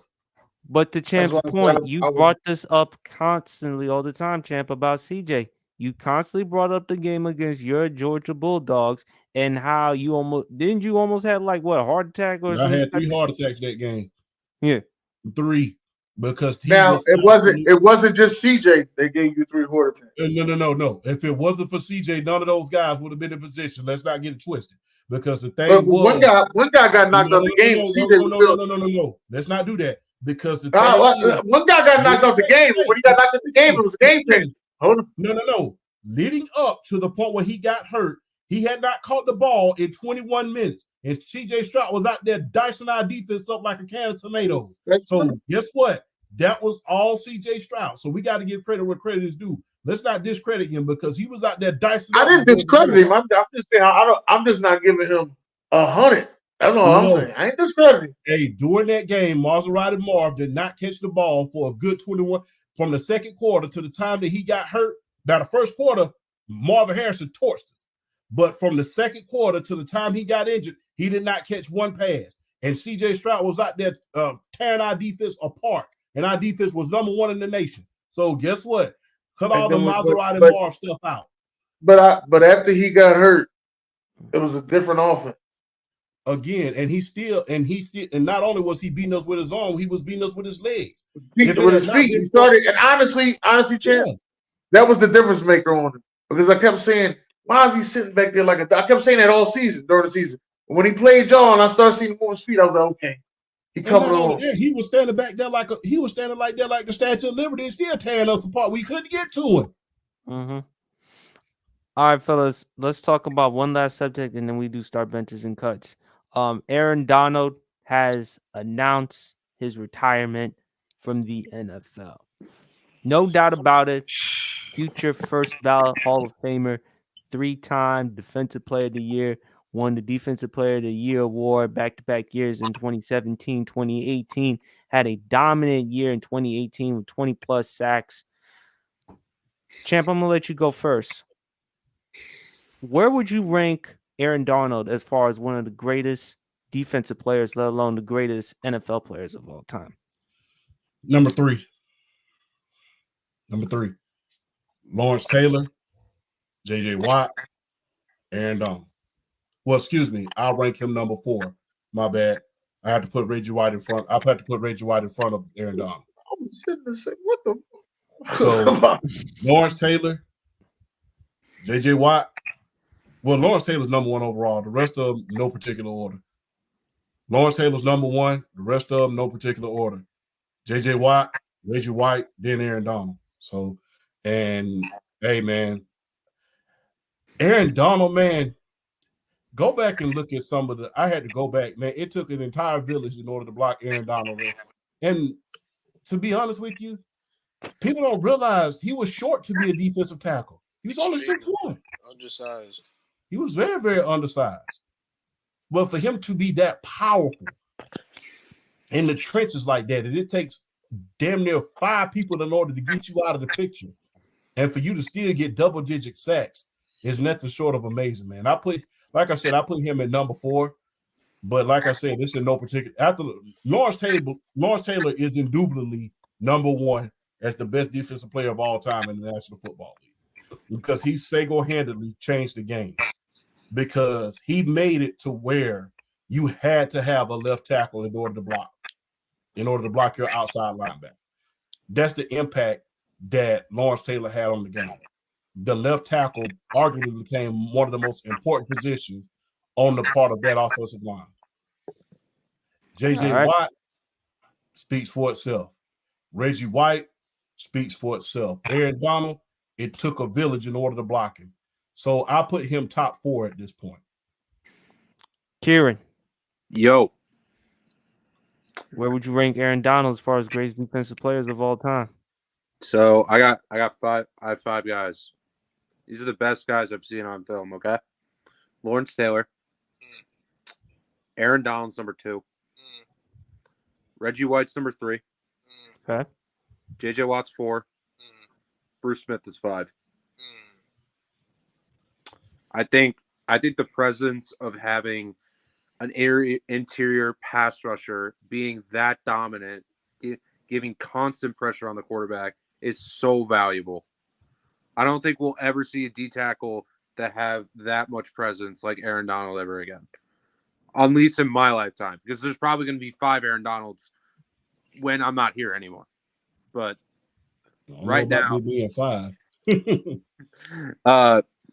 right now, Aaron Donald, like when I've been alive, he's been the best defender I've ever seen. Dennis, Yeah, where would you rank I'm Aaron Donald? gonna. I agree with that. He's definitely in the top 5 range. I might put him ahead of Bruce Smith. I don't want to disrespect Bruce Smith. He has the most sacks out of anybody of all time because of the years he played. But yeah, I agree with that. I like the list. Luis? He's the greatest defensive player I've ever seen with my own 2 eyes. Mhm. No doubt about it. And I'm biased because I actually saw him play beginning to end. So I have him as the greatest defensive player of all time. No disrespect to Lawrence Taylor. I'm just biased because I actually saw it happen real time, real with my own 2 eyes. And congrats on retirement, my man. You earned it. And like Gonna take it That drink for you. the I thought you craziest was thing. gonna take it to the head. Lou. No. There's some strong stuff, bro. No. Now the What is it? craziest. What is it? I don't even know. It's a Dominican drink, though. My sister's fiance is Dominican. It's strong. I have a question for the Rams though. Oh. What, like, Aaron Donald was still like a top 2 D tackle last year, even like he was regressing. I don't know how much their defense is going to be good this year. You have Kobe Turner. You have like some young guys that can develop. But Got Brian besides Young over there. Hold up, baby. Got Brian Young over there. Hold on, man. Hold on, man. No, I know. He's not Aaron Donald, though. He's not Aaron. He's not Aaron Donald. To be honest, who is though, man? Ain't You nobody. gotta stop this whole narrative about he's not this guy.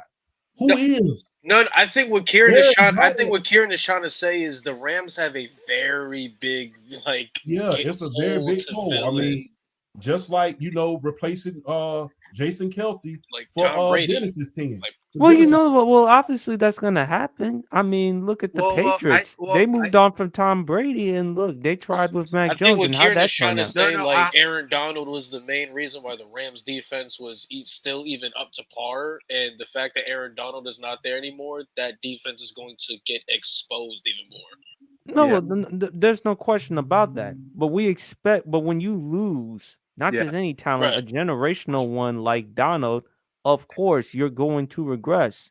Like that's why I brought up the Patriots. Yeah. Since losing Tom Brady, how have they been since?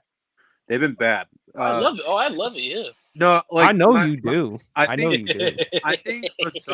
I think besides quarterback, having like a pass rushing defensive tackle is so hard to find. I think it's Right. probably the hardest position to find on the field. What Like- makes him so unique is that for a guy his size, he's getting constantly double teamed, triple teamed, and he's still able to get you these types of sacks and he's so athletic Yeah. as well. I mean, my favorite defensive tackle before Aaron Donald was Warren Sapp. Aaron Donald, Very annoying player, but yeah. yeah. No, I love. I don't know. Well, Champ don't like Warren Sapp. You know I what? don't You know. know. You I know mean, what's. he had You the know Why best what's you don't like the. Warren Sapp? No, he's just an annoying player. So. You know. Yeah, You know he what's played a. against my Falcons. I love Warren Sapp as a player, but I didn't like playing against him. You know. Yeah. You know what's an underrated part about Aaron Donald's game that I think he was the best at was his footwork. Yeah. Amazing footwork for a D hand tackle. technique too. Hand his hand technique, foot, like some of the like the best. I'm telling you, he's the best defensive player He- I've ever seen. Like, bro, he is probably the best bull rush ever. It's Ah. that good. Man. So, can I ask a question Ain't to no the Bradley panel Chubb, PSP but before you move on? No, go ahead. All right, I have to ask you this, man. Is he the greatest defensive tackle of all time? Yes. Yes. Yeah. Yes. I think make a small argument for Alan Page. I think Alan Page was ahead of his time. He was like the Aaron Donald from like the 1970s. He was like that great pass rusher.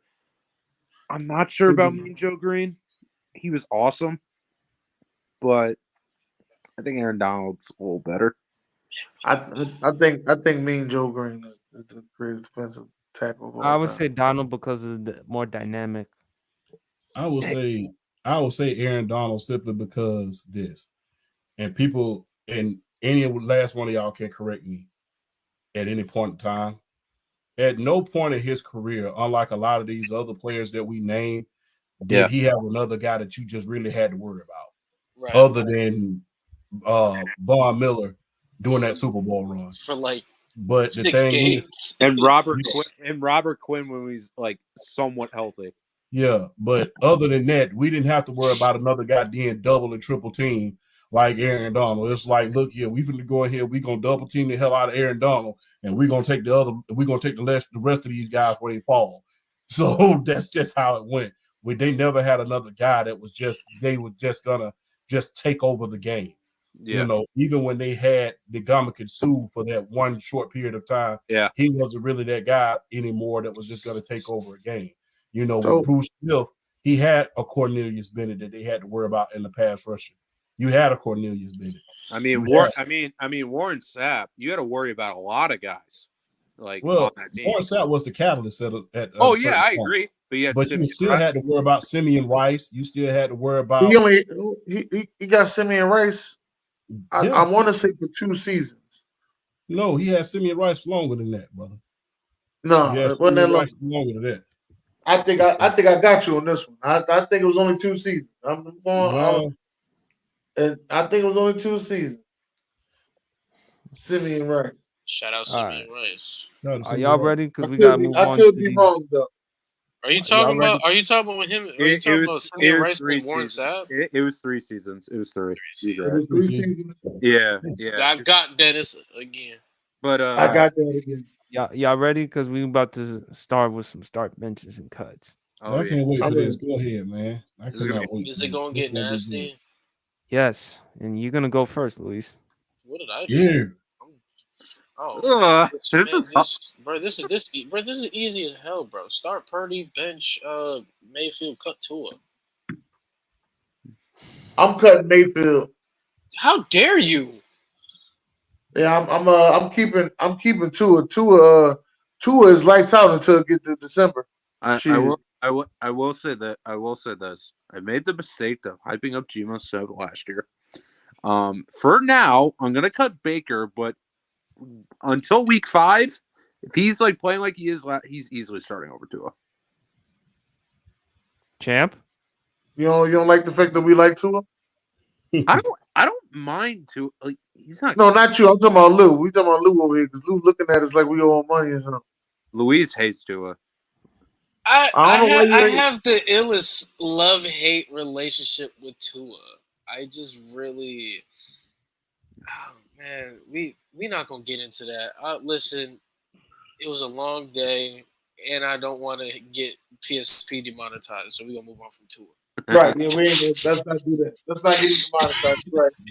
Lou, I gotta have you on the show, Lou. Yeah. I'm starting Brock. Yeah. Starring Brock. He's earned his keep. Yeah. Here's where it gets tricky. No, it doesn't, because I'm benching Baker Mayfield and I'm cutting Tua. Because the thing is, man, Tua only played one full season. One. Yeah. So, I mean, he don't even deserve to be part of this conversation at this point. So I like Baker too. Y'all may not like what I'm about to do. Oh that's no, good. you Go started ahead. Baker. Yeah. He's starting Baker. I'm not mad at it. I don't hate I'm it. not mad at that either. I'm cool with it. I mean, Yeah. I mean, I don't think we've seen Brock Purdy at his weakness yet.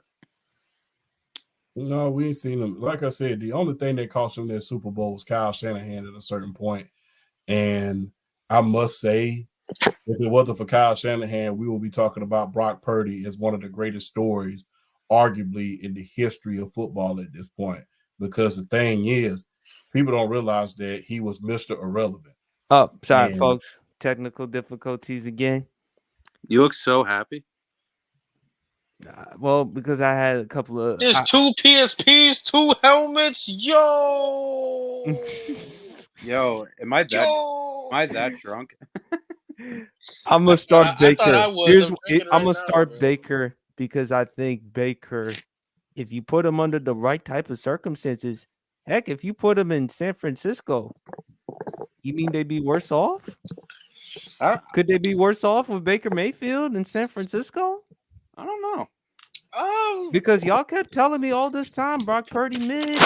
I mean, Brock Purdy is not that dude. He's not that special. Although I think Brock Purdy is a competent quarterback in the NFL by my standards. So I'm going to start Baker. I think he has the better arm than Like it. those two. Like it. I think he can move as well. Baker, we've seen in the playoffs, he can play. I'm benching Purdy. And I'm cutting Tua, unfortunately. I love Don't say- Tua don't say coming out of unfortunately. Alabama. My only concern with him primarily was durability. That has been the major concern. Brian Flores apparently has looked right because remember, it was reported that he wanted Herbert in the draft, not Tua. So I gotta be clear on that. But when I look at Baker, man, like I said before, coaching. You put Baker with Kyle Shanahan, you put him with that type of offense and with those types of weapons and George Kittle and Baker and Trent Williams. Oh, you dudes. That's up. And with that type of defense, you mean to tell me they'd be worse off? We've seen the 49ers with Jimmy Garoppolo. I mean, Trey Lance, it was a mistake. They took Trey Lance simply because of upside. But Baker Mayfield, a proven commodity with that offense, I don't think that's crazy to say. I don't. I really don't. So I'm going to put Baker, starting Baker. I'm benching Purdy. Unfortunately, I'm cutting Tua. Love Tua. Dolphins going to have to make a decision. They better pick up the option. Otherwise, you're going to have to pay Tua $50 million per year, which Luis, I know for a fact, does not want to do that. Bro, man, bro, he's projected to get paid $55 million a year. I'm sorry, I'm off $5 million. He would be the second highest paid quarterback by year annual. What y'all know what I mean, man? This just, but you know, I'm sorry, I'm not all the way there. Yeah, he's making too much money. All right, let's start with another start, bench, and cut. Kieran will go first. Oh boy. Oh man. Ooh, let's get negative. This is so tough. Is it? Yes, it is actually because Is it? CJ Stroud is a rookie and Jordan Love has had one good half of the season. So yes, it's actually really up. But Dak's bald. So is the Big Show. Like, who cares? Wait a minute, what does the Big Show have anything to do with this? Like, Legend of Winning is balding too. Like, who cares? Anyway, Who? Oh, Low. yeah, low. I'm gonna start. Listen, I like Stroud. He's a little overrated. I'm gonna start Dak, and I'm gonna bet Stroud. I'm gonna cut Love for now. Dennis. He's not here. Yeah, I think we lost them. Luis. Well, let's get gross, negative, disgusting, all of the above. I am starting CJ Stroud. I'm benching Jordan Love, and I'm cutting Dak Prescott. The reason why is because Dak Prescott and Jordan Love in one season did what Dak has done his entire career, Damn. and they're much younger and have much better upside, in my opinion. And Aiden agrees with Luis. Start Stroud, He's bench cooking. Love, cut Dak. And I also feel like Stroud and Love, for what we see, this isn't their ceiling. Dak right now, this is who Dak is. Yeah, that's my one issue. Like, I don't know what Stroud's ceiling is. The greatest quarterback of all time. Let me I relax. think- Let me chill. Let me chill. He's not. He's not. No, don't, He's don't, not Mahomes. He's don't- not Mahomes. No, he's not Joe Flacco. Go ahead. Yeah. All right. Yeah. Champ, talk to me. Or week 1 through 8, Josh Dobbs. Here's the thing. CJ Stroud, great. Jordan Love, second half of the season, great. The problem is I got to see it for more than 1 year. Okay. I got to see it for more than 1 year. Mm-hmm. Because my thing is we've seen way too many cases where quarterbacks come into this league, they have maybe 1 or 2 good years, and the rest of the years are just a blah or meth or mid, whatever you want to call it. So for that reason, Mama, shout out to you. She's a Cowboys fan, so I'm starting Dak. I'm benching CJ Stroud. Because he was in MVP conversations earlier in the season before he unfortunately got hurt, and before Tank Dell got hurt as well. I'm cutting Jordan Love because I believe that at this point you only had the second half of the season is when you got to be at your best. But the jury is still going to be out on you next year. Can you do it for a full season? Say what you want to about Dak, whatever. He has been leading his team constantly to the playoffs every single year. Granted, he has been losing every single year when he got there, but you have to think about this. Last year, that defense completely sold him. Completely. I think it was more of a team failure.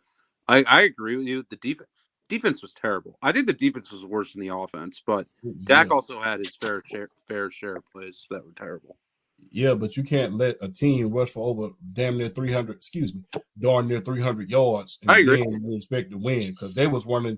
And what the sad thing about that, they was running right at Michael Parsons. They're arguably their best defensive player. Dak. I mean, they running right at him. He was a non-factor in the run. So my thing is, he was a non-factor in the run. So my thing is, they was running right at him, and you can't be. And my thing is, they keep trying to compare him to Lawrence Taylor, but could you really run at Lawrence Taylor doing the run? No, indeed not. You can't. So my thing is this: stop the Lawrence Taylor comparison with Micah Parsons. You got ran directly into and directly at, and you couldn't stop it. So and every team, and it's been a trend. Every team has been doing that. So, and not only this, you got to think about this, man. Dak is at the epicenter of a very, very delusional franchise. Oh, that's very delusional. That's and what I was matter gonna. how you can have 11 champs out there on that. You can have 24 champs out there on that field. They still think they're gonna go to a doggone Super Bowl, which ain't happening. You can have 11. You can have 24. You can have You would have 57 me's out there on that field, and they still gonna try to find themselves a way to say they're going to a Super Bowl. Louise, are you all right, brother? That was the liquor hitting me hard, man. You about to scare me, bro. Come on. But Are you on? You good? You good, man? No, it's just hitting me hard, man. Okay. Just It went down the wrong hole. It went down wrong. Don't pass out on national television. No, we don't want that. We don't. I'm not feeling it. It just went down wrong. Okay. All right. But say all you want to about Dak, man. He's at the epicenter of what it seems like a circus every single year. And every single year, he has to go out there and conduct himself with class, dignity, and poise. And for the most part, he conducts himself that way. He's arguably one of the most stand-up. If I had a choice of how a quarterback conducts himself, strictly on how he conducts himself, Dak is at the top of the list. No matter what controversy comes his way, whether it be with the coaching, whether it be with certain situations. Back in 2019 in the NFL, we won't go into them. This is a sports show. You know what I'm talking about, PSP.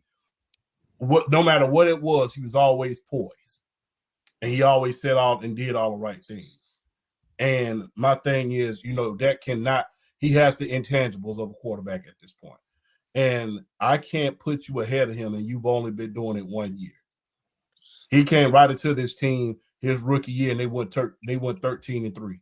But can we also stop this, like, and I don't want to make it seem like I'm targeting Aiden, but the notion that Dak chokes every year, like if we remember his rookie year, I remember watching that game against Green Bay. Jason Garrett got away from the run game, and he didn't use Zeke until like the second half.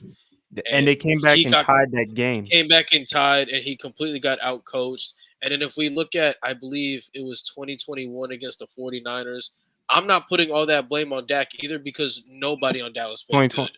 And Mike McCarthy did not coach a good game either.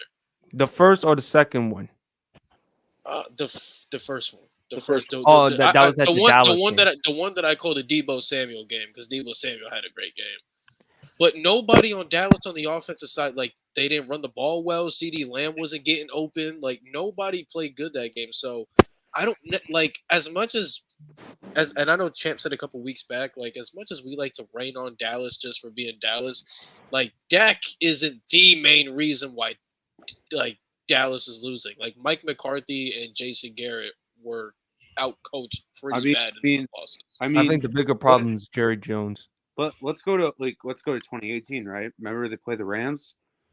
CJ Anderson looked like prime freaking Brandy Sanders against that defense. Remember CJ Anderson was like signed 3 weeks at the end of the season, and they couldn't stop him or Todd Gurley. And I don't think Dak even played bad that game. Like, to me, Dak, like, could Dak play better? Sure, but there's a lot of players that could play better in the playoffs, right? But to solely put the blame on Dak, it's just like, I don't agree with that at all. And like I said, let's call a spade here. If Dak played for, let's say, the Atlanta Falcons, and they was making it to the playoffs every year, would we really have this assessment about it? Probably not. Because the thing is, we would recognize that, hey, this team is a playoff team at best. We're not finna sit around here and try to stretch it like they're a Super Bowl team. And we would not. And if me or my Atlanta Falcons fans would be saying, oh yeah, we were, and we do say this, by the way, if any of the Falcons fans, if Dak played for Atlanta and they were saying we're going to go to a Super Bowl this year, we would really look at them and ignore them at a certain point. But for some reason, because it's Dallas, we got to point it out when we already know you guys not making it anywhere but the Salad Bowl at the Golden Corral at this point. But we won't go there. So, all right, for me, this ain't even worth questioning. I'm starting CJ. Okay, I've said it before about CJ. I understand Champ 1 year, but listen, we keep talking about CJ Stroud over Trevor Lawrence, and Trevor Lawrence was supposed to be that guy in year 3, in which he was supposed to take that next step up. When I look at CJ, man, the swag, the confidence, he fits everything to the Houston Texans organization from day one. He can make all the top throws. What I love about CJ, he's debunking the narrative. Even though I'm a Michigan fan as well as an OU fan, he's debunked the narrative. Can Ohio State quarterbacks succeed in the NFL level? You've often said his game is more transferable because he was more pro ready. The Wonderlic score, for those who want to use the Wonderlic score and say quarterbacks can't succeed, look at CJ Stroud's Wonderlic score because it's not the prettiest or It the was best.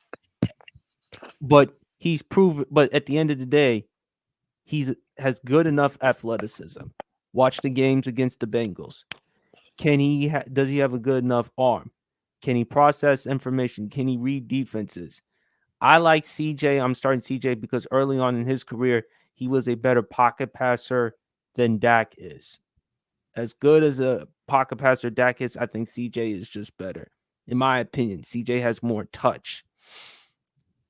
Benching. Jordan Love, though, has talent. The second half of the season, he turned around. He can make throws off his back foot. He's And Aaron Rodgers, basically. I don't want to put that burden on him just yet in terms of how he makes those types of throws. There's a reason why Green Bay Joe decided to Flacco. draft him late in the first round because Aaron Rodgers, would he still stay in Green Bay? I'm going to take a conservative approach and cut Jordan Love, but bench Dak. But if Jordan Love has another season like this again, we're going to have to talk about benching him. We're going to have to put him above Dak Prescott and arguably just Jordan Love. Is it fair to say arguably top 10? He might, he might be close to top 5. He might be like top 6 or 7. You know, the way he played last year, he was playing like he was a top 3 quarterback in the league. From week 8 on, there was not 3 quarterbacks playing better than Jordan Love, in my opinion. Mm-hmm. It was probably Lamar. It was probably who else? Mahomes, obviously. The quarterbacks were so bad last year that It was bad, but I think with Jordan Love Brock Purdy. and Luis brought up this point about the Packers roster, the young roster, they got hurt. Imagine healthy, yeah, in a division in which the Detroit Lions are the favorites. It's not going to be Detroit's here to stay. Green Bay ain't going anywhere. Minnesota, they're in reclamation process now. mm-hmm. Chicago, God knows what's going to happen. I think they should trade the number 1 overall pick and build around Justin Fields, although I'm not the biggest Fields dude in the world, but unless they feel like they want to draft Caleb Williams, draft Caleb Williams if that's how they feel about Caleb Williams. But if I'm them, trade the number 1 overall pick, get offensive linemen, and build around Justin Fields. If Justin Fields can't succeed in 2024, then I'm sorry, Justin. I don't know what more I could possibly do for you. I had the number 1 pick the previous year. This is make it or break it for Justin. Right. I had the previous number 1 pick in 2023. I traded it to Carolina. I have the number 1 overall pick again. This is going to be the second consecutive time if I'm Chicago. I trade the number 1 overall pick, and yet you're not improving. And I've surrounded you. I gave you DJ Moore. I gave you offensive lineman. I may get you another wide receiver. I'm now giving you Keenan Allen. They may draft Malik Neighbors out of LSU because remember, they may not get Marvin Harrison Jr. The Cardinals may draft him. Champ has even mentioned that don't be surprised if the Chargers take him. Correct me if I'm wrong, Champ. Yeah, don't be surprised if he falls to the Chargers. At this point, I wouldn't put it past if they try to trade up in front of Arizona to try to get him. Well, Arizona wants that because they want Kyler to be happy and to put him with a quarterback since he didn't have wide receiver help. I think it's because Kyler got mad at what Champ and I had to say about. Well, we won't even go there, but yeah. You also got to think too. Like Justin Herbert has nothing right now. I mean, Hey, Gus, no, Gus don't- Edwards is cool. Let me stop. But No. Gus Edwards is not that good. I'll tell you this right now. He's not that good. Just the Lamar effect. Mm-hmm. What? I don't know why The Lamar Washington effect. was able to get Austin Eckler. I mean, I'm more confident in Brian Robinson Jr. Just hand him the football, please. you know what it is. You know, Austin Eckler fighting for his life right now. That's what it is. I'm not gonna lie. I will stand to this day. I was the reason that Austin Eckler went downhill. You want to take credit for it? I kind of do because I was the first one that said he was not good. Didn't you write a poem about Austin Eckler? Oh yeah, I did.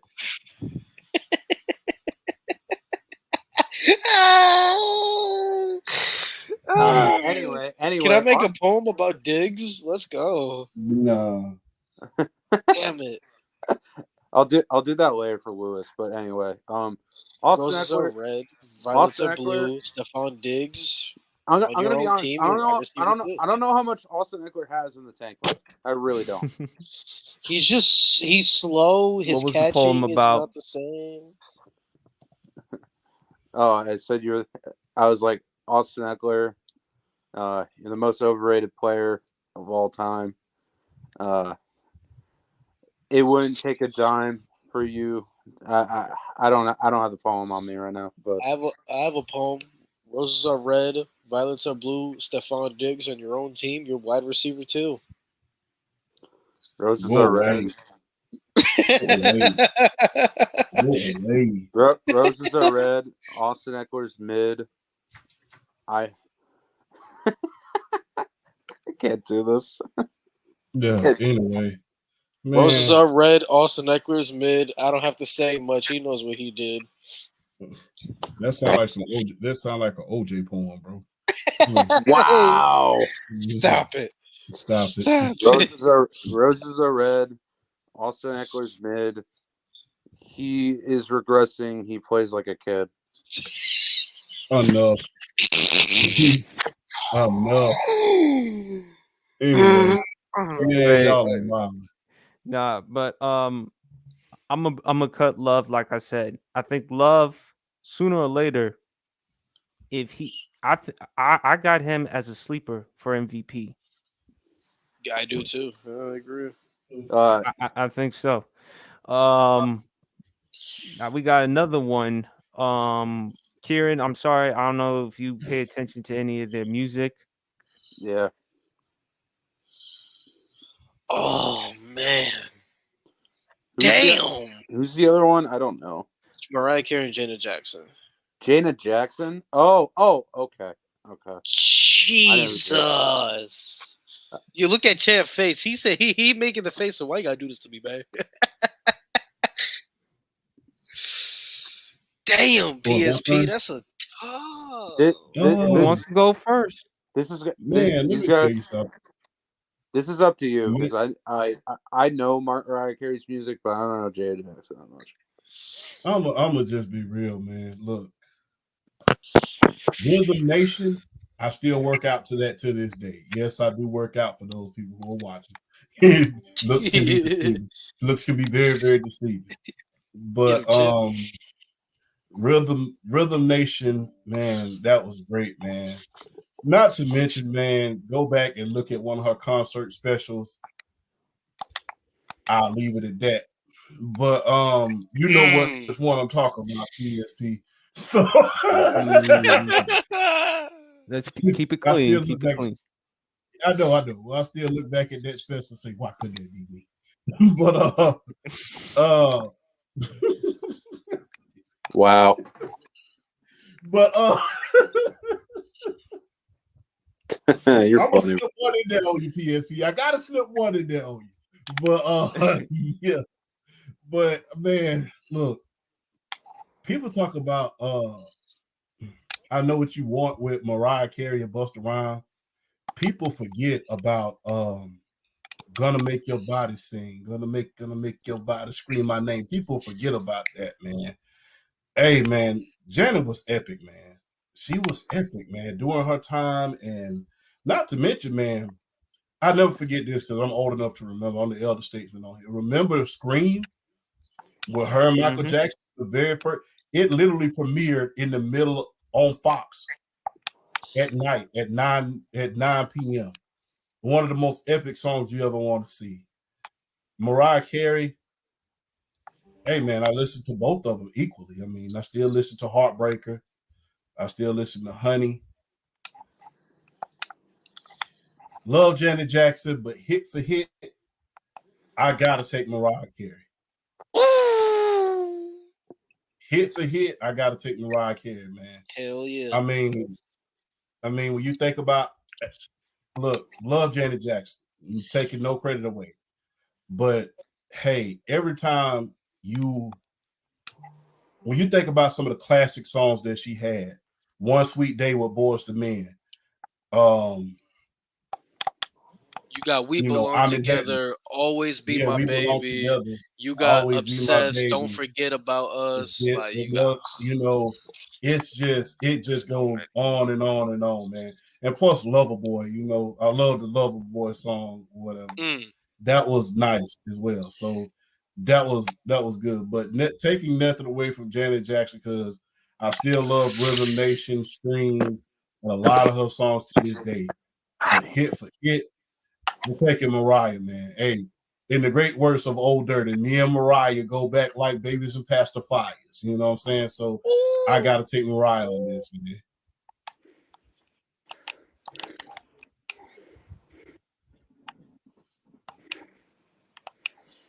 All right.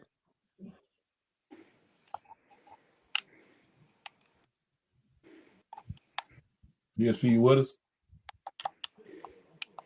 He's having some technical difficulties. Kieran, are you playing Mario Kart? No, All right. why? Luis, who you going with? Me, I'm going Mariah Carey, man. All respect to Janet, but I have so many Mariah Carey songs in my playlist. Like I got All I Want for Christmas Is You. I got My All, We Belong Together. I got Fantasy, Don't Forget About Us. Like Mariah Carey got some classic songs, man. And vocally, man, she's such a powerful singer. Janet is in her own right. I like Janet as a vocalist, but Mariah Carey's such a very, very powerful singer. So I gotta go Mariah Carey, man. All respect to Janet though. She's great. Y'all there? Yeah, man. Yeah. Mariah, man. That was beautiful. Hey, man, like I said, there was one point in the 90s, that's all you heard on the radio was Mariah. Yeah. So y'all going with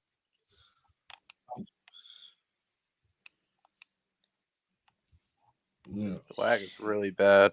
What you playing, Kieran? Yeah, we're going playing with two. Mariah at this point, PSP. Playing 2K, NBA or WWE? You playing NBA. what? I'm going Janet. Yeah. Janet. I'm going Janet. I'm going Janet.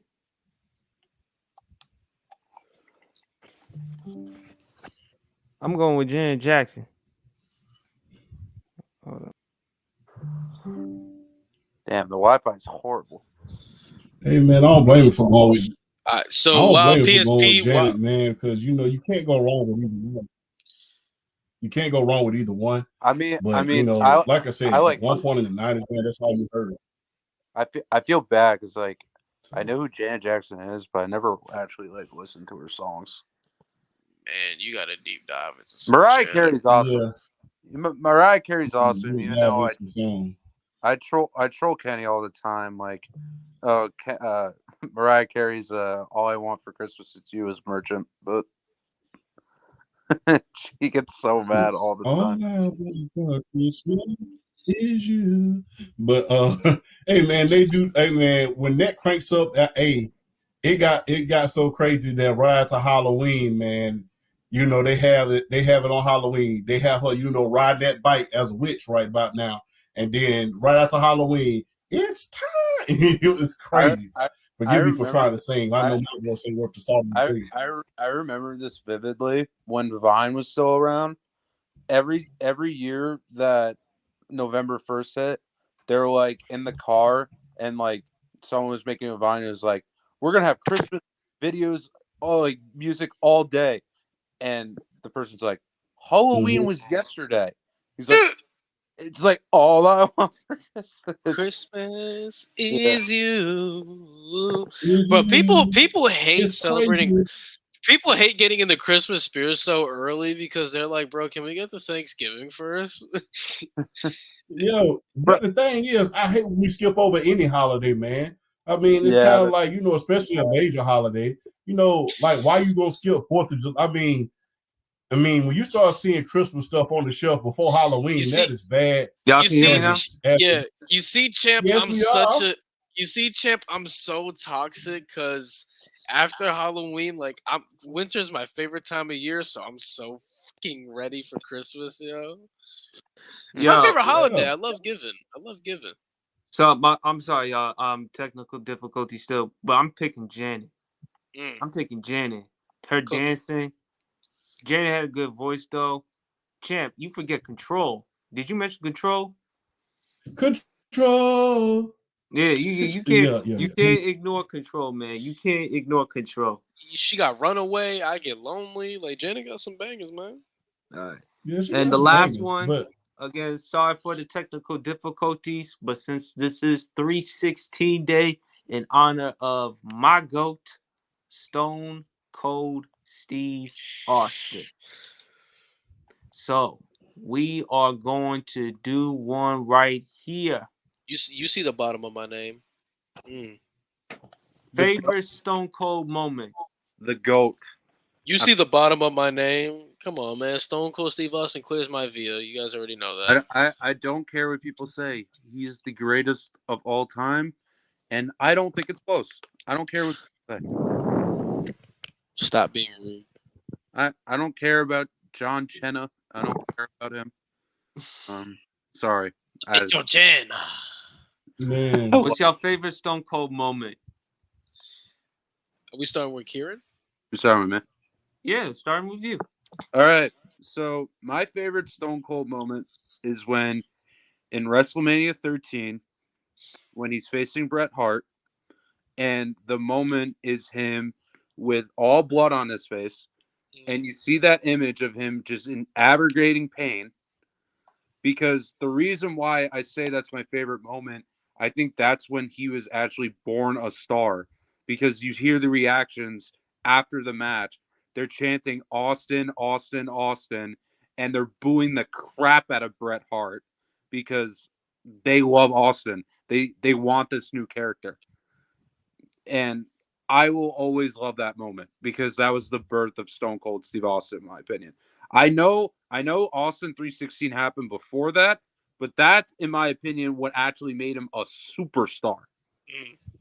My second favorite moment, I would say, is when he's fighting Booker T in that grocery store. You took mine, bro. You took mine. Sorry. I was gonna say that. Ah!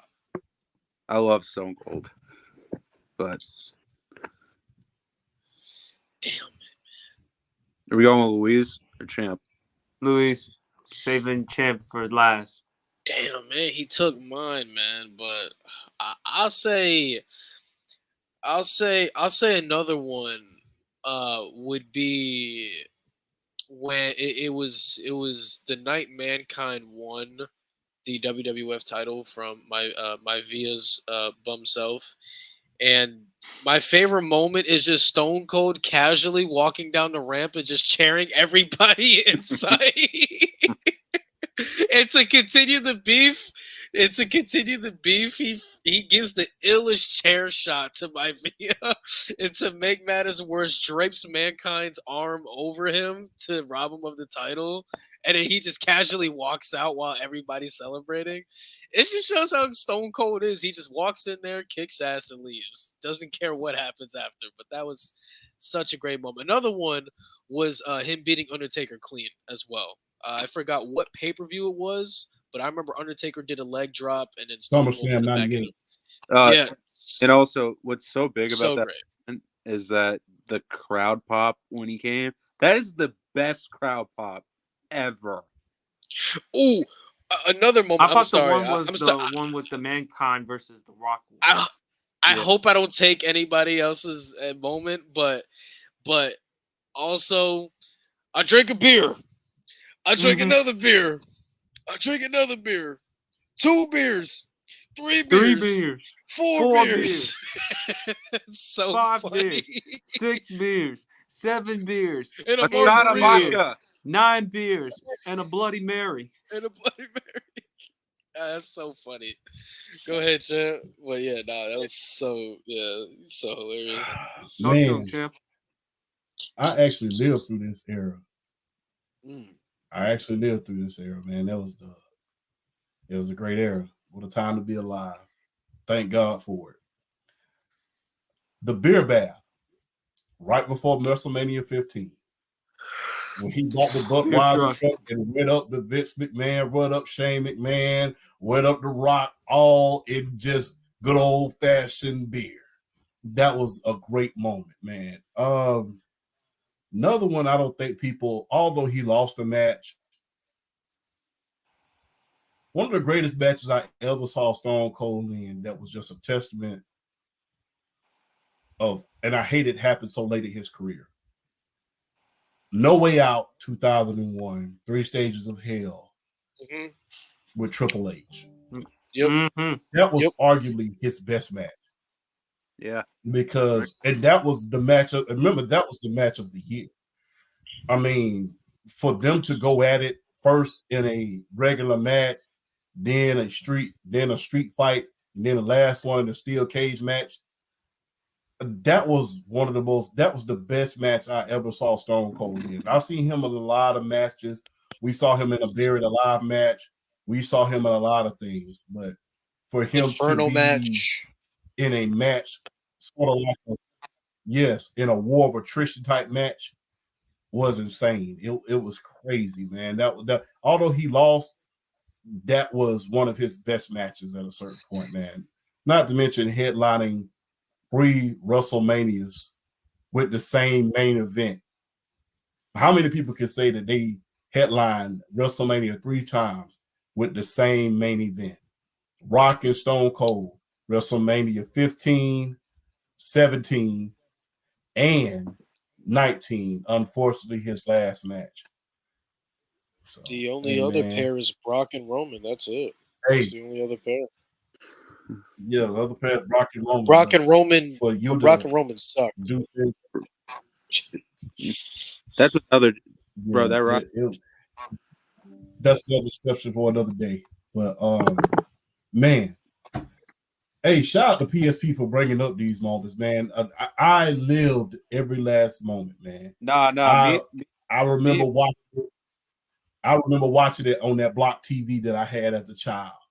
So I mean, I remember putting 2 TVs, my grandmother's black and white TV on the bottom, my TV on the top, just so I could keep track of Nitro, and just because I want to see Stone Cold, man. That was, hey, PSP, shout out to you, man. Got to give you your flowers on this one, man. Hell of a job, bro. Hell of a job on this one. Me and PSP are Stone Cold GOAT activists, so.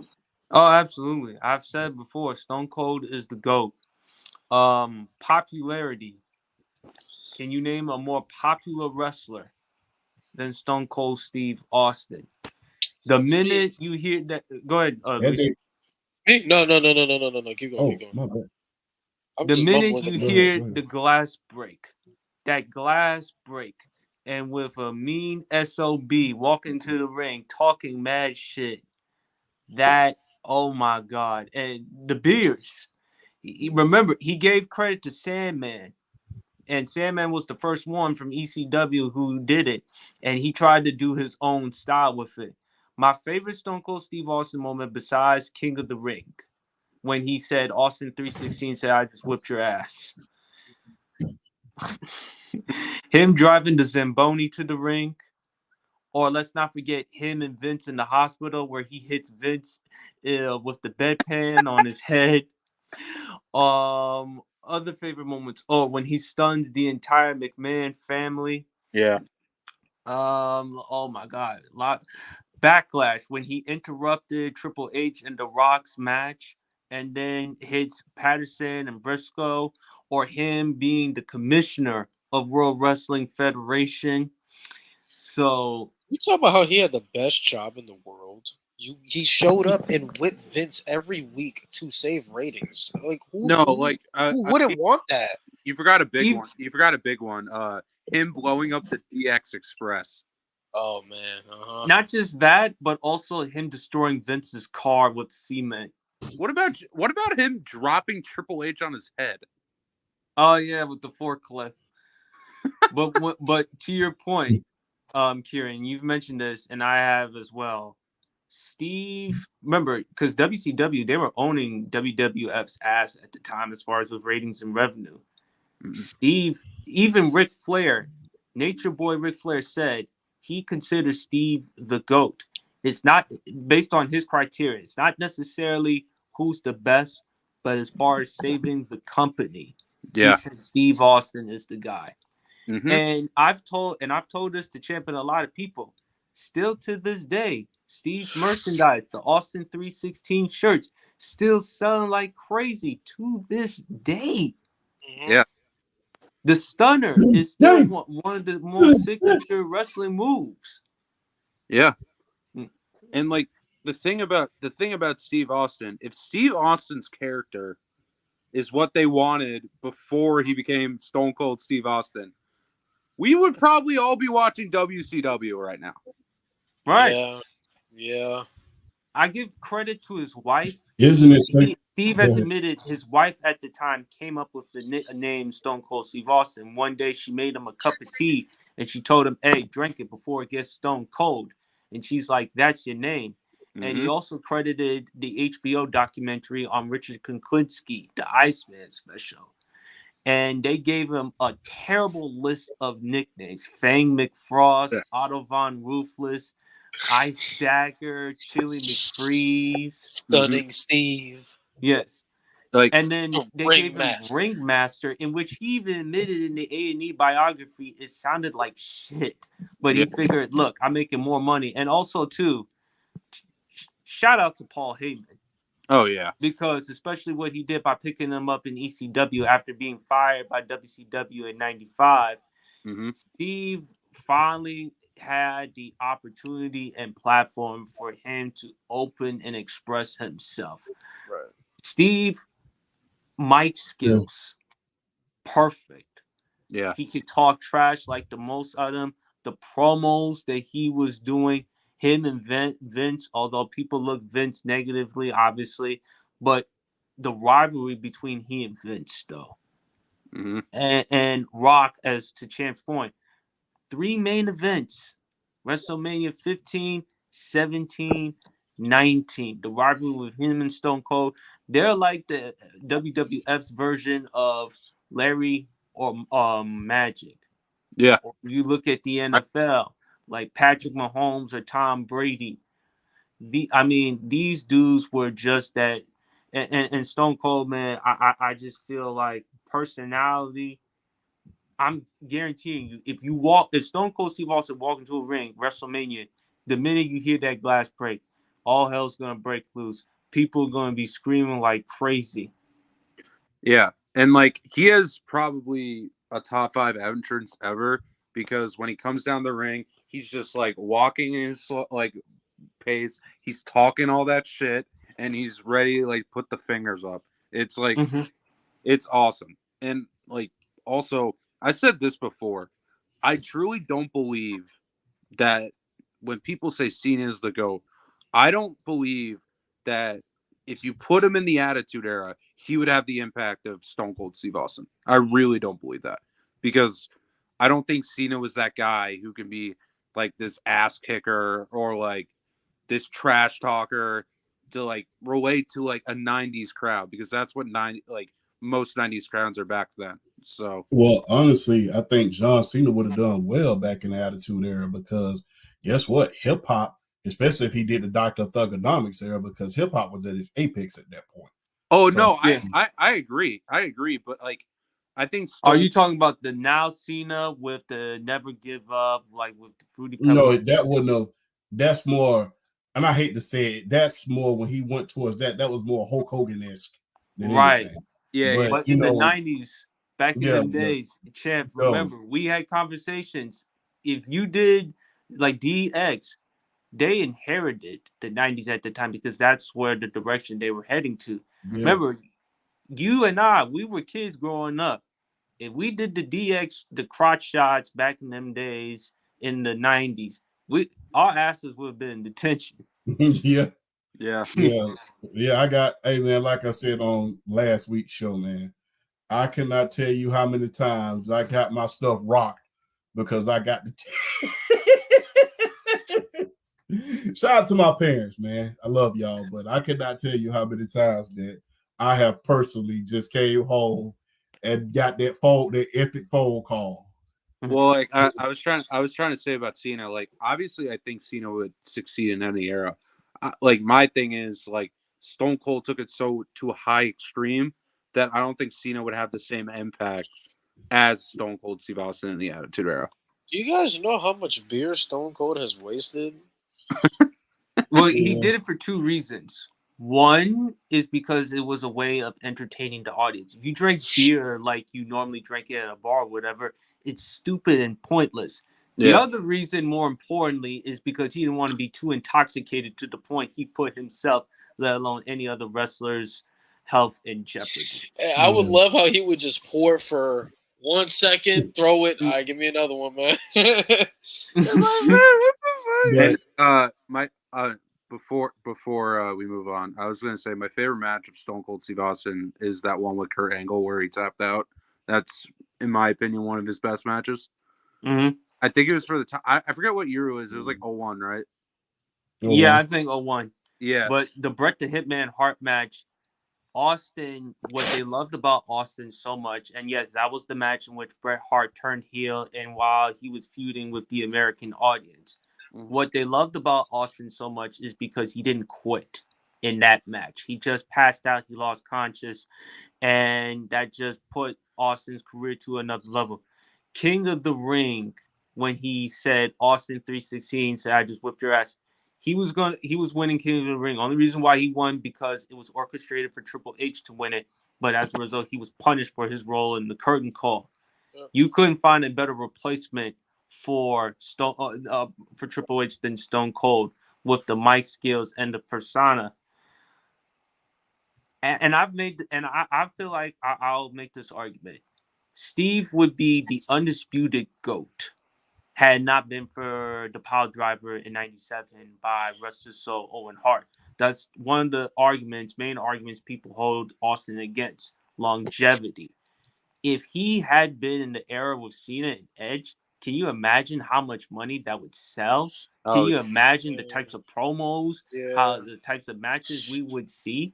I feel like one of the biggest WWE or one of the biggest misses WWE ever had was not making Brock versus Stone Cold happen. Because if we remember, the year Brock Lesnar won King of the Ring, he was supposed to face Stone Cold in the first round. And Stone Cold said, "I don't have a problem putting Brock Lesnar over, but if you guys are really high on this kid, then me putting Brock over should happen at the King of the Ring pay-per-view rather than a random Monday Night Raw." And Vince was like, "No, we want you to put him over on Raw." And Stone Cold was like, "Well, I'm not doing that. So right, I'm too big of a star to lose in on the Raw." A&E biography. He said Jim Ross called him with the creative for Monday Night Raw, tells him, long story short, that I'm doing a job for Brock Lesnar. And he said, "Oh, really? Well, if that's the case, I ain't going to show up." So he got on an airplane. Before then, he had 2 Bloody Marys. He flew to San Antonio. He said, "I was mad. It ain't about winning or losing. I'll let anybody beat me as long as there's a reason for it, it means something, and there's money behind it." And when Austin felt like none of those things were promised or fulfilled, he was like, "Nah, I ain't doing this." So he took his ball and went home. To be honest, he wasn't wrong though. I mean, a star like Stone Cold, he deserves to lose. And it's not like he was going to business for himself. Like putting Brock Lesnar over at a big pay-per-view, that would have done a lot more for Brock. I mean, Brock is Brock, who we know Brock is now. To be honest with you, it wasn't selfish. He just said, "I'm not losing at a random Raw." I mean, to be honest with you, I can see both sides. From the WWE standpoint, hell, guess who went over on a regular Monday night? Goldberg. Yeah, Goldberg went over on Hollywood Hogan on Monday Night Raw, Hollywood Rock. and he was over as hell. So I can see it from either side. On the flip side, because the thing is, they only had when J.J. Dillon announced Goldberg versus Hollywood Hulk Hogan, he announced it on Thunder on a Thursday. That's only 3 days. That was 3 days before they came to Atlanta in 1998. 3 days. So, and Hogan, to his credit, decided to go ahead and put Goldberg over. But I can see both sides because you could put somebody over on Monday Night Raw because it happened with Goldberg. You know, that undefeated streak, and you beating arguably the biggest star in wrestling history at his apex on Monday night at the peak of the NWO. I mean, it could work. To say it couldn't work would be dumb because that could work. We saw it work with Goldberg. We saw it work with Triple H. Triple H went over on Mankind on Monday Night Raw. So we've seen guys go over on somebody on national television rather than a pay-per-view. So I can see both sides on that. So I also remember Stone Cold's biggest issue was the match was going to have no buildup either. Yeah, It was just there's the no king of story. it was just the king of the ring match. You're gonna put him over. Stone Cold said, if I'm putting over Brock Lesnar, the match needs to be built up, needs to be hyped up, and I have to put him over at the pay-per-view. And that's where the WWF is like, no. Again, though, there was no build-up and there was no story with Goldberg and Hogan. There was no build-up and no story with Mankind and Triple H other than they faced each other the night before. So the thing was, we've seen this happen before. And these guys went over. I mean, Goldberg was already over, but once he beat Hulk Hogan on Monday Night Raw, he was super over at that point. He was super over. Arguably, at one point, he was more over than Stone Cold at a certain point. It depended on who you asked. The difference at the point in their careers was Goldberg was already an established star in terms of already being the WCW United States champion and all that good nature. Goldberg was already established within WCW. Brock Lesnar was literally coming in fresh. Like he's a new prospect. That's the only difference I can put. Like obviously Goldberg going over Hogan, like yeah, I mean it can happen because it's believable. But Brock came into King of the Ring relatively very fresh and new. And Stone Cold was like, well, I can't lose to a fresh, newer guy like that just came in on a regular Raw. And you got to think about this as well, though. After Goldberg was beating guys like Glacier and Wrath, guys that was on the Thunder show, not necessarily high quality guys. He didn't start facing Sting and guys like that until after he won the title. Like he didn't face Lex Luger. He was facing guys like Raven, like Saturn, like guys like that. That's how they was building him up. They was just tossing guys to him and letting them mow through him. I understand that, but Goldberg was still. I understand that, but Goldberg was still popular. Got put over. But I understand that. I understand that, but Goldberg beating jobbers and padding his undefeated streak, he was very over. Brock didn't have that when it was leading up to the match with Austin. Brock was just coming, literally just coming in. This is also like, to be honest with you, he beat more guys than Goldberg did. Remember, he beat Rikishi, who was over at that time. He beat Mark Henry, who was over at that time. He beat Hulk Hogan, who was over at that time. Not to mention, remember when Ric Flair owned half of the company at that particular time, and he beat Ric Flair. So he beat big name guys versus Goldberg. He was beating these jobber guys and just beating the hell out of them. Oh, excuse me, PSP. He was just no, it's beating all good. But Brock beat Hogan in 2002 this was all happening in 2001 where Brock was just coming in. I Right. understand that, but for Like you to Brock be and a Hulk Stone, but Hogan, Brock and Stone Cold, like no, like the thing is, Brock and Stone Cold was happening super early, and Brock wasn't even a wrestler for a year yet. Like at least Goldberg, they built him up and started and padded his streak for over a year before they strapped the rocket on him. They were trying to strap the rocket on Brock Lesnar out of the gate, which Stone Cold was like, if you're going to do that, he can't beat me on a regular Raw because he's not established yet. You haven't built him up, to have that chance for him to be believable to beat me. That was the issue. okay, that's fair. And like, Kieran, one last comment from you, man. I was just gonna say, like, this is also like Stone Cold, like, after being the face of the company for almost like 5 years. Like, I don't think, like, my thing is, I don't think Stone Cold, like, it's just hard because like you're the face of the company for like 5 years, and then this rookie comes in for like 2 months trying to like beat you with no build up. Like, I don't know. But thank God, Jim Ross. Steve talked about it. He received a card from Jim Ross. In that card, it said, "Steve, hey, just want to check on you. If you ever need to talk, feel free. Love Jim Ross, great commentator, the great Jim Ross. OU dude is myself." They talked, and eventually, Steve talked about how JR facilitated the meeting between he and Vince, and ultimately they worked out their differences. Stone Cold Steve Austin, like I said, man, in me and Kieran's eyes, he's the GOAT. You can make an argument for him as the GOAT. You can make an argument for a lot of other people. Cena, Taker, Hogan, Flair, a lot of the greats. But when you mention greats, you have to include Steve Austin unequivocally, and he's definitely in the Mount Rushmore. And also, 316 Day.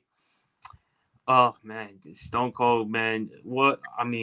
Great time in the 90s. And folks, next week's show, another favorite WWE moment, one of my other favorite wrestlers, the late great, God rest his soul, Eddie Guerrero. So we're gonna do favorite moment on Eddie Guerrero. But anyway, folks, that concludes the rest of the Sports PSP podcast. I apologize for the technical difficulties, but hey, we still managed to go with the show. Fellas, any final comments before we wrap it up? You want to go? Cam? Hey, number one, shout out to PSP every damn week putting together a hell of a show. The executive producer himself putting together things that I have never seen before, man. I got to give you got to give credit where credit is due, man. Hey, one of the best shows that I've ever been a part of, and I'm happy to be part of it every single week. Thank you for inviting me every week. Hey, man, and I must say, man, you put together a hell of a show every week, and I'm just as a fan of sports and a fan of entertainment, I'm just happy to be a part of it. Appreciate you, brother. Shout out to PSP. Shout out to Columbus, Georgia. All right. Appreciate y'all. I just want to say thanks for letting me on the show. We talked before. I tried to get on the show before. It's just like my schedule with college is just like time consuming. So I'm glad I was on the show. It was very fun to be on with Champ and Louise as well. And I forget that other guy. I forget his name. Dennis. Yeah. Dennis, yeah. We're gonna try to see if we're gonna get Brandon back on the show or Trent. Yeah. It was a fun time. The topics were interesting. I thought the Sark bench cunts were fun. So yeah. And Stone Cold is the GOAT. Don't forget. Yes. Also, if y'all want to come up with more start, bench, and cuts ideas, please feel free to let me know. Luis? Shit. Great show, PSP.